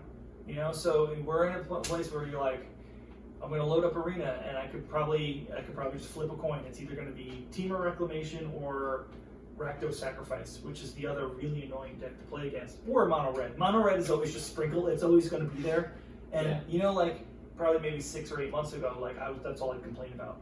And then I got to Mythic with it, and now I'll never complain about Mono Red ever again. Right. But now it's just like, oh god, not again. So that's why I've been playing a little bit more Historic, and this is my segue into where I'm at with Historic. Historic is one of those kind of things where it gets supplemental sets, it gets sets that aren't in Standard, it gets these like little shakeups here and there, which we had with Jumpstart, which is that new supplemental set that came out. And it keeps it fresh, keeps it new, which is amazing. Yeah. And you know, if you get in on the ground floor of Historic when there's a new set out, you can do some stuff, which I did. I built a deck and I started doing really well with it. Now, my Mythic journey, I hit Mythic on my birthday, as I wanted to, on July 15th. And I got into Mythic at 96%, which means 4 more percent and I'll be in the top 1,500 players, right? Okay. Right? It's a grind. That 4%, it sounds like, oh, only 4%. It's not that easy. It's not easy. It doesn't feel the same when you're it's not as you don't get your little boop boop boop boop boop boop, and you don't necessarily have 2 pips and then you're at a different level. Right. You have to really go for it. Yeah. You have to really. Yeah. They call it the Mythic grind for a reason. Yeah. But I got in at 86%, And then once I hit Mythic, I was like, oh shit, this is awesome. I'm here. I got 2 weeks at the end of the season. I can get into the top. So then I took this random ass deck that I wanted to play, and then I like fell to 86%. This is the day after I hit Mythic on my birthday. Okay. I went from 96% to 86%. I lost 10% progress. And I was like, oh shit. Well, if I want to hit I gotta really buckle down, whatever. Play mono red. So I did. I mean, I went back and forth. I've been going back and forth, trying to find a deck because, as I was just saying, the standard is so stagnant. I don't want to play the deck that everybody's playing because I don't want to play the mirror match all the time. I want to actually play Magic. I hate mirror matches. Yeah, mirror matches are just they're so unfun, and you always feel like, I don't know if you're in my shoes, if people are in my shoes, but when you play a mirror match, you always feel like you're going to lose. Yeah. Like if you end up, I feel like my opponent is like, oh, I'm going to beat this fool. I don't know why, but like anytime, I guess I'm not really great at mirror matches with certain decks, but it always feels like I'm the underdog in a mirror match. So I clawed back to 96%, 97%. And this was like 3 days ago or whatever. Like the day I moved in, or the second day I moved in, I set up my computer. I was at 96, 97%. I'm at like 88% now. I lost, all this percentages. I'm just playing standard. I'm trying to do some stuff in standard that's not working out. I'm playing best of threes, and when you play best of threes and you lose a best of three, you lose more progress, just like you do on the ladder. Like you lose you use 2 pips rather than just 1. I'm taking some advice from some people to play best of threes. It's a more pure form. You have a sideboard. It's more of a game. But I'm not doing too well. But I did design a deck, and I have been doing well with it. And I want to just go over it really quick because I think people will enjoy it, and it has been very successful. It's called New Gruul, N-U like new metal, like New Gruul. And it's utilizing some. Hi. How are you? And it's utilizing some of the new Jumpstart cards that we got. What was it, last week? So I put this together, and this is a deck that I built. Okay, this is like Llanowar Elves. It's got Llanowar Elves. It's gonna win. I wanted to make a fast, aggressive deck utilizing Jumpstart cards. So I'm going to go through it real quick. Okay. And right now, just so you know, it's 30 and 16 over is 65. So it's 65%, 72% win rate on the play, and it's 30 and 16 in 2 hours 34 minutes of playtime. My worst matchup seems to be. Let's see here. Win rate. I'm going to just look at it. Worst matchups seem to actually be versus mono red. 4 and 6 versus mono red. Best matchups looks to be like mono white and some form of Simic green blue. But let me go through the deck. So Lightning Serpent, 4 Lightning Serpents. That is a Jumpstart rare. It's X and 1 red. It's a creature elemental serpent. It's a 2/1 trample haste. And it says Lightning Serpent enters the battlefield with X +1/+0 counters on it, and then at the beginning of your end step, sacrifice Lightning Serpent. If you don't want to pay X, it's a 1 mana 2/1 trample haste that dies at end of turn. Okay. Okay, so if you're in a position where you need to do 2 points of damage and there's no blockers on board, and you need to get 2 points through, you can play a Lightning Serpent for just 1 red and fire on through. Its plus is that with Pelt Collector, which is in the deck, it's 4 Pelt Collectors. If you play an early Lightning Serpent with a Pelt Collector in play, now Pelt Collector gets a +1/+1 counter whenever a creature with a higher power comes into play than Pelt Collector. So Pelt Collector is a 1/1, and a Lightning Serpent is a 2/1. The Pelt Collector gets a +1/+1 counter to make it bigger. If you make your Lightning Serpent, you put 3 counters on it, and you make it a 5/1, your Pelt Collector will get a counter when it comes into play because it's larger than it. And then because the Lightning Serpent dies at the end of turn, Pelt Collector also says basically the same thing. If a creature, when it dies, has a larger toughness than it, put a +1/+1 counter on it. So you get 2 triggers on the Pellet Collector from the Serpent, which comes in really handy early game because you end up getting a fairly large Pellet Collector. Hits both of the conditions for Pellet Collector. Yeah, it's pretty awesome. So Lightning Serpent is definitely, and then, I mean, Lightning Serpent, if you pay 4 mana, you have a 5/1 trample haste.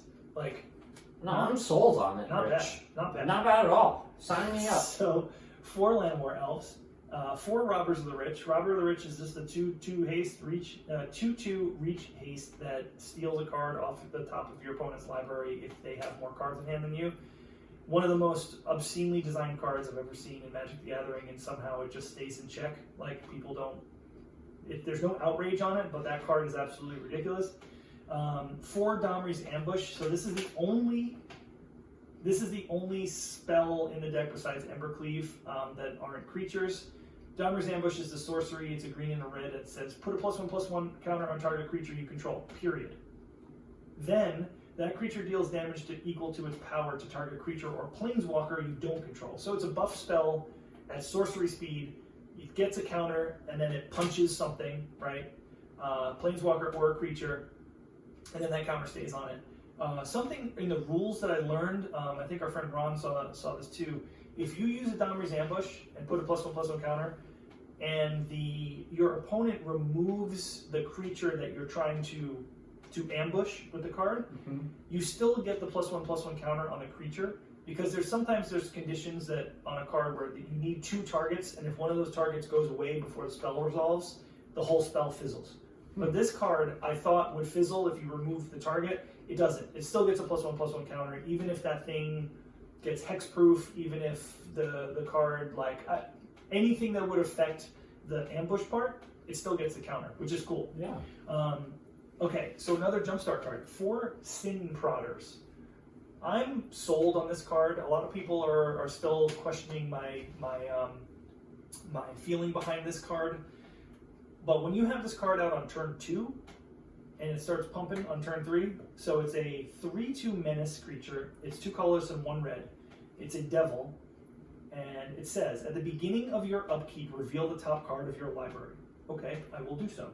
Any opponent may have you put that card into your graveyard. Okay. Okay. If a player does, Sin Prodder deals damage to that player equal to that converted mana cost of that card. Otherwise, put that card into your hand. Okay. So win-win. It is a win-win. This card, there is no drawback to this card whatsoever. Usually when you get an ability like that, it's like, it's something good and then something bad. Like, but this is 2 things. So you're revealing the top card of your library during your upkeep, and you're either getting it into your hand, you're either essentially drawing a second card, but it doesn't say draw, so it weaves any of those like extra draw cards criteria. You're just putting it into your hand.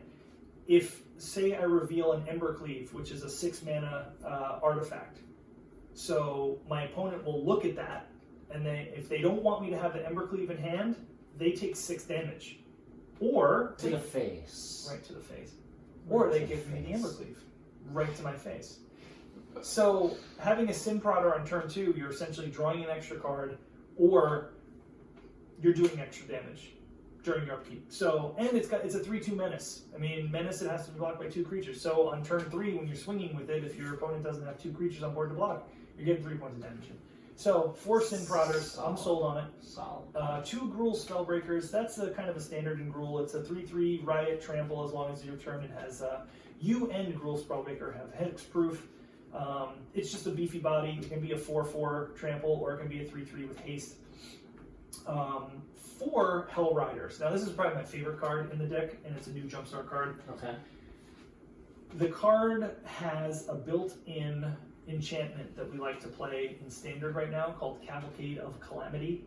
Now, Cavalcade of Calamity basically says that any creature with power 1 or less, when it attacks your opponent or a planeswalker, Cavalcade of Calamity deals 1 point of damage to that player or planeswalker. Okay. Hellrider says it's a 3/3 haste for 4 mana, 2 red and 2 colors. Haste. Whenever a creature you control attacks, Hellrider deals 1 damage to the player or planeswalker it's attacking. So if you play it and you have 3 other attackers and you attack, Hellrider will then do 4 points of damage to your opponent, right to their face, before any blockers or anything are declared. Pew, pew, pew, pew, pew, pew, pew, pew, pew. So, Hellrider's in there because it's fucking awesome. That is awesome. The whole point of your deck is just to get creatures out and start swinging. So by turn 4, if you have 4 creatures out, 5, and it counts itself too. If you have 4 or 5 creatures out, and then you swing with Hellrider, you get an extra 5 damage in before any blockers are declared anyway. This is 5 damage. Good game. 2 Questing Beasts. Very surprisingly, I cut Questing Beast down to 2 because it is a legendary creature, but I hate drawing multiple legendary creatures in the beginning, so I cut down to 2. It's still a good card. Questing Beast will always be in the rule build, but for me, I like being able to play multiple 4-drops and not being stuck with an extra 4-drop in my hand. And then 2 Ember Cleaves. That's the 6-mana artifact that costs less when you attack and win the game with it. Essentially, everybody should know what Ember Cleave does right now. So being 30 and 16 with the deck, I was on a 25-3 run with this deck, and then stuff happened in Historic. Some decks started, the metagame shifted real quick. So there's some stuff happening in Historic that really messed with the flow of my win rate with the deck. I do suggest playing around with it. Tell me what you think about Hellrider and Sin Prodder. I'm probably just going to play around with it in Historic until the season ends in a few days and just see what happens. But I'm proud of the deck. To build a deck that went 30 and 16, got me in and out of some mythic ladder stuff. Really good results, and some folks were interested in it. There's some things that are in it that are not very standard, but that's what we like to do here. We like to try to create homebrew, just to do something that's not. That's how we roll. That is how we roll. So let me know what you think about that. I was really, really enjoying it. So we'll put it in the show notes. I have posted a version of it on our Twitter, but when we get the show up and rolling, I'll give you a link to it. So Questing Beast is also in the Magicians in the books. Really? Yeah, Questing Beast. You look for the Questing Beast, and when you find the Questing Beast, you get a wish. Really? Yeah. Interesting. That is what it is. Is that what it is? Is that a fairy tale? I don't know where they probably drew it from something else. No, too. but what is what you're referencing? The Magicians. Yeah, what is the Magicians? It's a trilogy. Mm-hmm. It's a book. Is it old? No, it's not old. It wouldn't exist without it's Chronicles of Narnia through a Harry Potter lens. Okay. So, but it exists. If you grew up reading Chronicles of Narnia, and then you also read Harry Potter and you loved all of that stuff, yep. The Magicians will blow your mind. Okay. It's so amazing. The show, you really got to be a diehard to like the show. The show is. It was a show. There's a show, but it's. I really it was love. A book. I love the show. It was a book. Don't get me wrong. It was a book. I love the show just because it was a book. It was the book first. And the book is way better. Okay. The show is great. I love the show because I love the Magicians and I just want to see it live forever and never die. Is it? It's not as good. Is it related to Chronicles of Narnia? Is it in the same world, or are you just saying it's like it? It's so hard to explain. It's like a reimagining of the Chronicles of Narnia. Okay. So it's because you don't know. It's like when you read it. It's like if you read it, it's like as if magic were real. Magic is real, and the Chronicles of Narnia. I feel you. Ends up being real, but it's not in the way you think. Gotcha. It's special. It's cool. It's special. I'm basically just asking because that set with Questing Beast, that was the fairy tale set. That's why that was Throne of Eldraine. That's where all the things they took all reference from fairy tales from it. So it's probably from a fairy tale. Yeah. The Questing Beast. It's probably drawn from. But that's how I know the Questing Beast. It's through the lens. It's through the lens. I love anything that's about alternate universes and oh my god, like time slips. I tried. So I'm all done with my magic, by the way. Oh, just so I'm done with magic. I just wanted. No, we're fine. I just wanted to put a period at the end of that. So deck lists and all that stuff will be in the show notes and whatnot. So. Okay, so just to go quick, since we're already talking about it, into a little bit of off topic. Yeah. just a podcast recommendation. Yeah. Stories with Sapphire. Not me. Just Oh, happens I thought to you were be. moonlighting. No. No. Okay. Just happens to be an amazing podcast. Okay. By this woman, her name is Sapphire, and she says these stories that are amazing, like spooky, Okay. creepy. All right.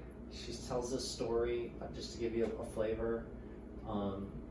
There's this guy. He's with his girlfriend. They just moved to New York, and they're loving life, and they're exploring the city together, and they're eating out a lot, and they're like, they're like really jazzed. It's Sure. like summer, Yeah. and things are going good. She gets in a. She gets in her car, okay, or in a cab, and leaves. Then, a couple of minutes later, she walks up in a different outfit, okay, and is pissed off, and will not tell him why. She's like, you should fucking know, like, now you're gonna come at me with this? Are you fucking kidding me? We're not talking about this. We are not talking about this. She's like that. She's like that. And she's got the key to get in. She's got the code to get in, then the key to get in. Gets in, gets a bag, throws a bunch of shit in a bag, then gets in a cab and leaves. And then comes back 2 minutes later, all pissed. No. No. Oh, I thought you were gonna. There's that thing that I started watching, Dark, about. Oh my god! I watched the first episode. Don't get too excited. Oh my god. But the thing about the time or whatever, I don't know what's Oh happening. my god. So don't say anything because I don't want to. I want to experience it all. But Okay. the first thing they said was about everything being like a circle. Oh my god! Please, if we can watch the last episode together, let me know. If I've got a lot to get. There's 3 seasons. If And we can I watched sum- the first episode and I was like kind of bummed with it because it's in German, but it's dubbed, and you're I'm not like into that? can't. I'm like. We watch a lot of trying, foreign language stuff. I'm trying really, really, really hard to like it because I know a lot of people are like, watch Dark. If you like this, you get. And You'll get used to it. it's just. You'll I'll get used to I'll it. get used to it. I'll get used to it. Yeah. Sorry. It's better to watch shit like that than with the dub. Yeah. It's just better. When you can hear how they say it, Yeah. you get a better idea of what it means. I forgot what I was saying. Oh, So she leaves. Yes. She gets in the cab and leaves, and he's sitting there on the stoop like, what the fuck did I do? Then, like an hour later, she comes back, completely happy. Like, hey, what's up? And he's like, he's like, what? And she's like, like nothing's wrong. And so he explains to her what happened, and she's like, what the fuck are you talking about? I didn't come back. I've been gone. They looked it up in the fucking camera. You can see her in a camera wearing this outfit. Are you talking about this being real life? This is real. Oh. This really happened. Oh, I didn't realize this was like. I thought this was just spooky. Like. Oh no, this is like real shit. Oh, okay. And it really happened. And she comes back and she's like, what the hell are you talking about? Okay. Like, I didn't do that. Like, Okay. that wasn't me. And they have it on camera. We're talking about a doppelganger. We're talking about a time slip. We're talking about an alternate universe where things folded in at the same point, and this person, and then her father, I guess, was like a cop and comes and is accusing him of cheating on her. How did she have the key? It doesn't make any sense, It doesn't Rich. make any sense. It's fucked up. It's fucked up. It's crazy. And, oh my god, I gotta tell you, can I tell you one more thing? Sure. Of course. I caught this flight yesterday to get home. And I got there just by the skin of my teeth. Yes. It was like gate C97, okay? So I'm running to get to this gate. I'm the last person on the plane. Before I get to the gate, I kind of ruined the story. Yeah, I made it. Sorry. Okay. No, but I'm looking for the gate. Yes. It's C92, 93, 94, 95, 96. And it's in a circle.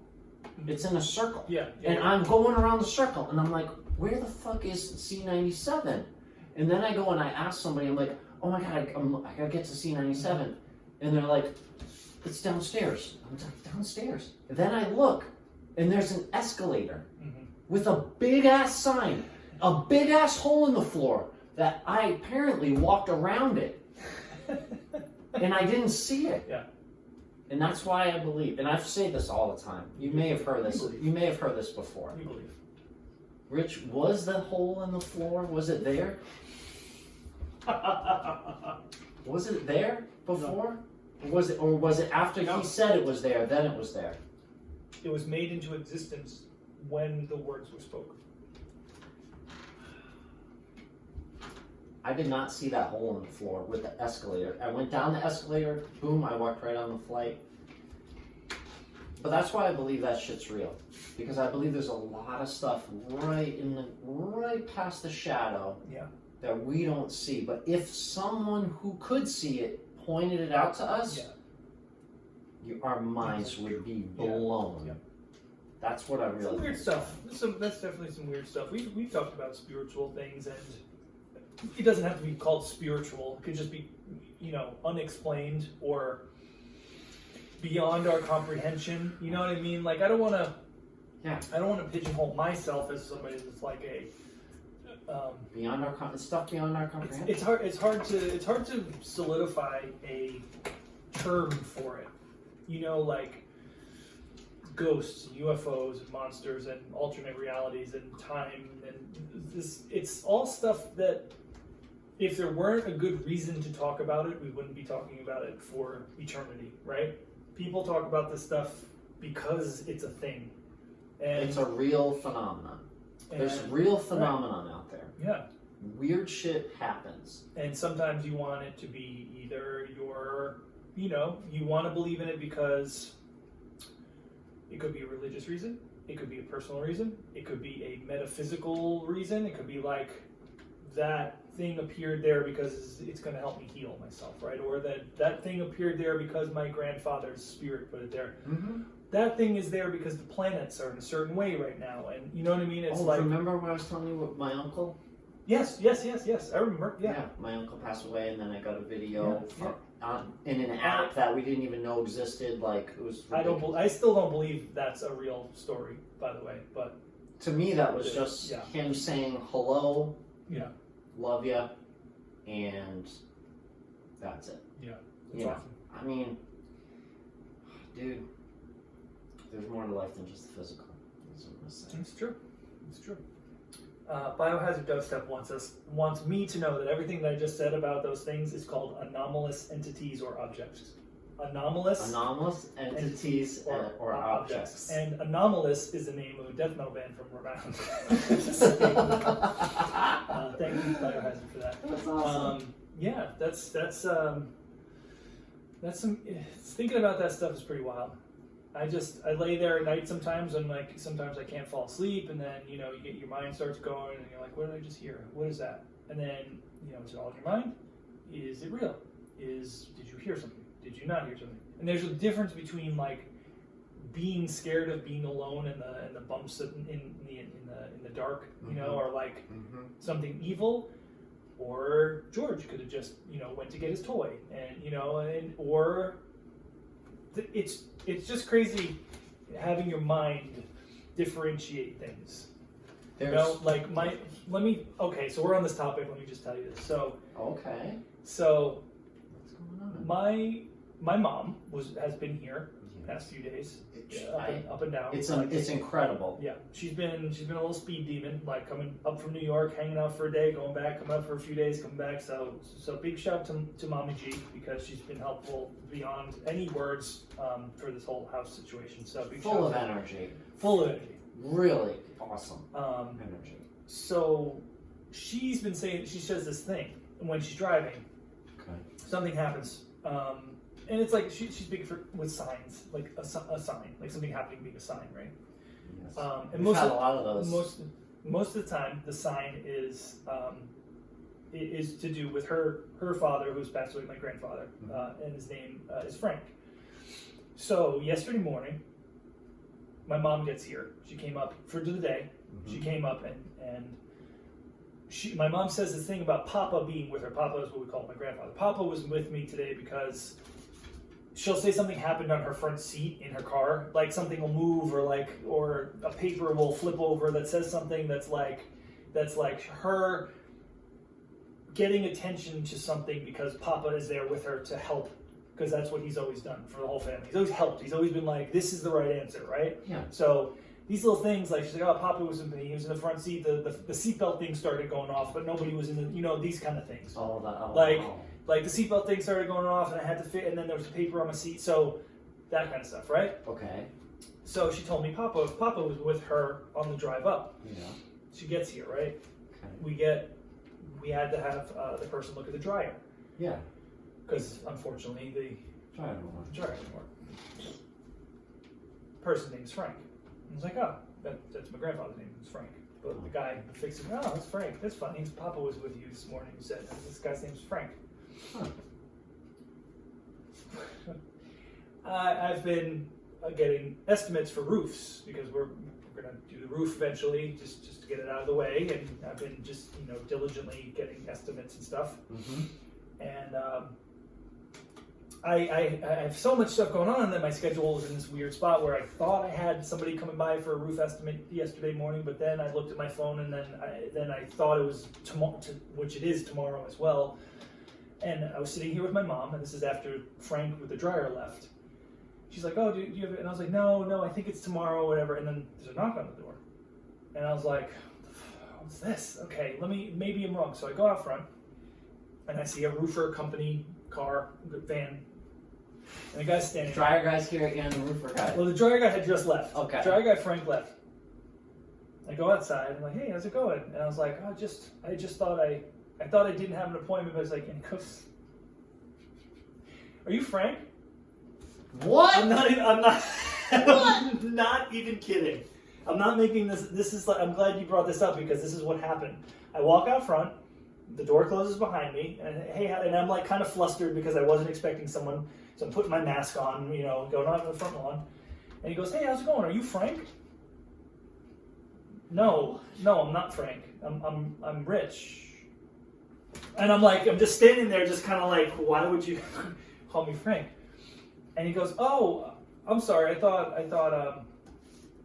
somebody named Frank made the appointment to have your roof looked at."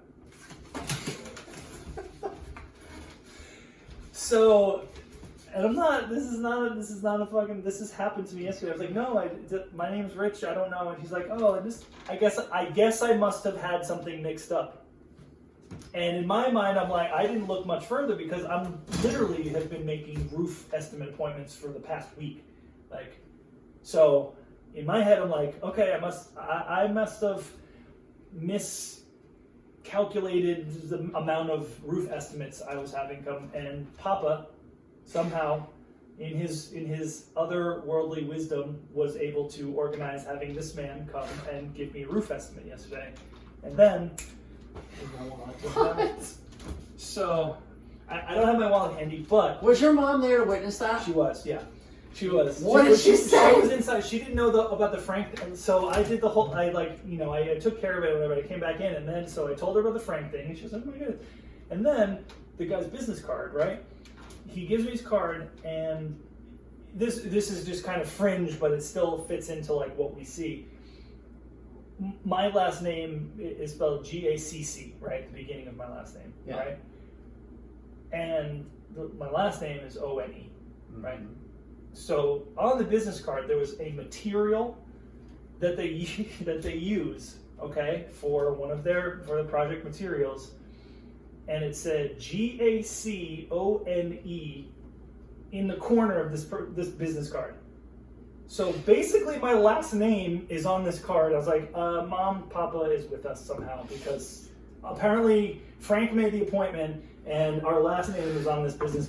And I'm not making this shit up. I'll show you the card. I just can't. I don't have it on me. That is wild. So this happened yesterday. Are you Frank? Did you like have a fucking heart attack when you said that? I am very like,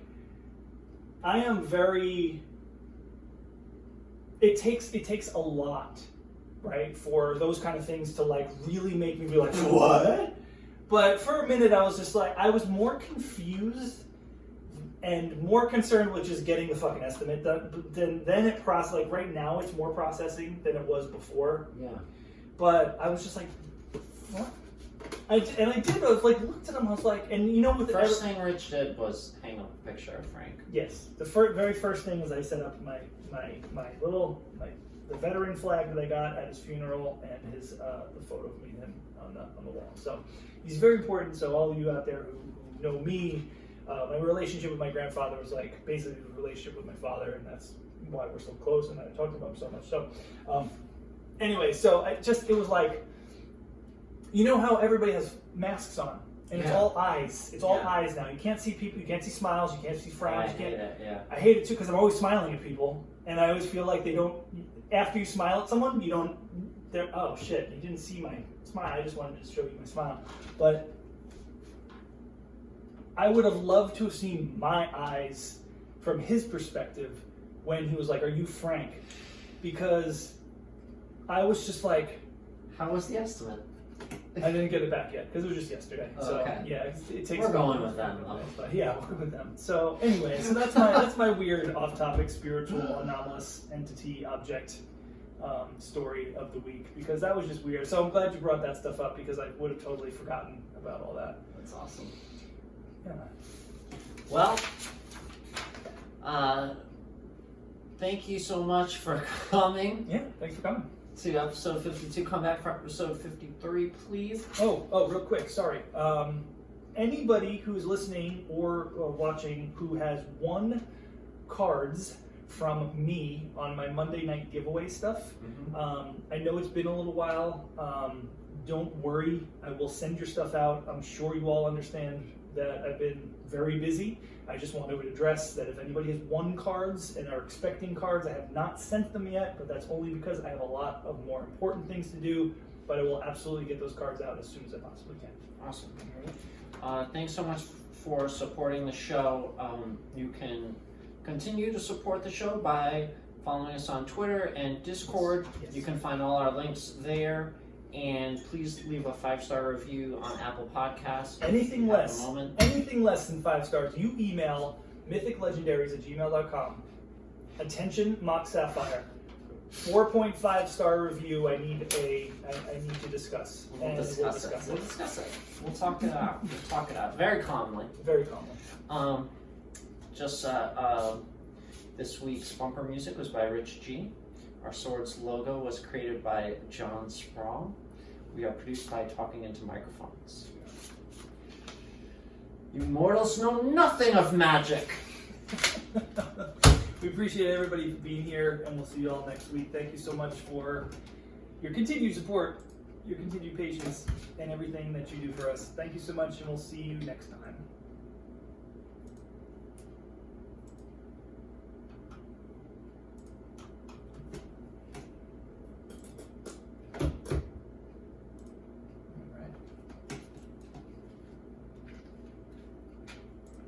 Oh, God.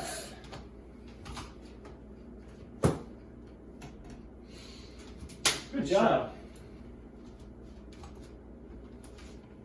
Good job.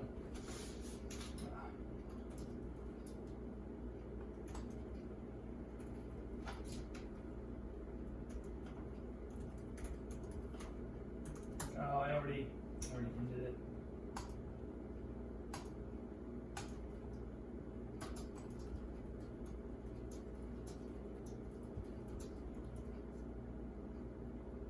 I don't have any viewers though.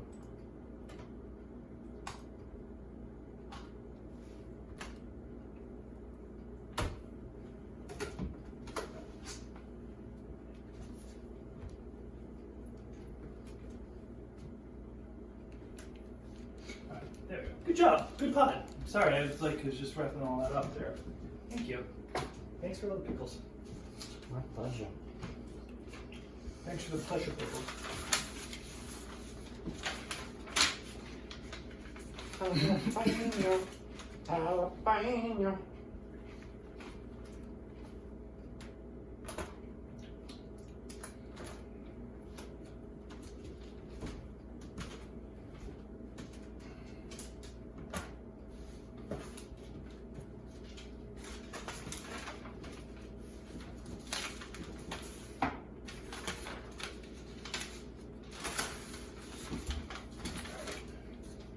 All right. So that was episode 52. It's officially a year's worth of episodes, isn't it, George? Jalapeno. Jalapeno. Jalapeno. Jalapeno. Jalapeno. Jalapeno. Jalapeno. Jalapeno. Hey, Georgie. How you doing? Having fun in the backyard?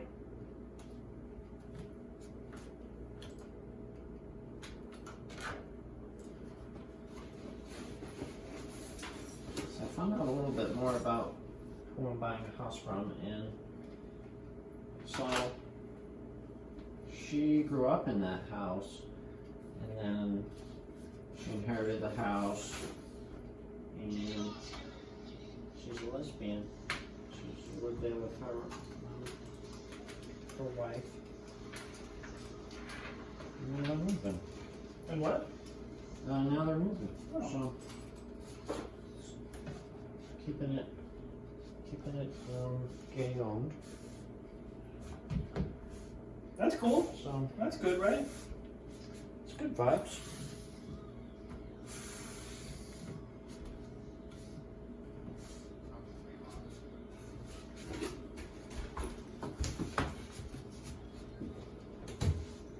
But you're like, also don't like her at all.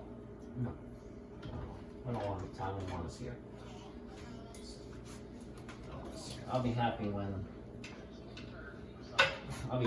they all leave. Well, tell me what that's like. What was the closing like? Let me tell you. Because that's what I'm not looking forward to.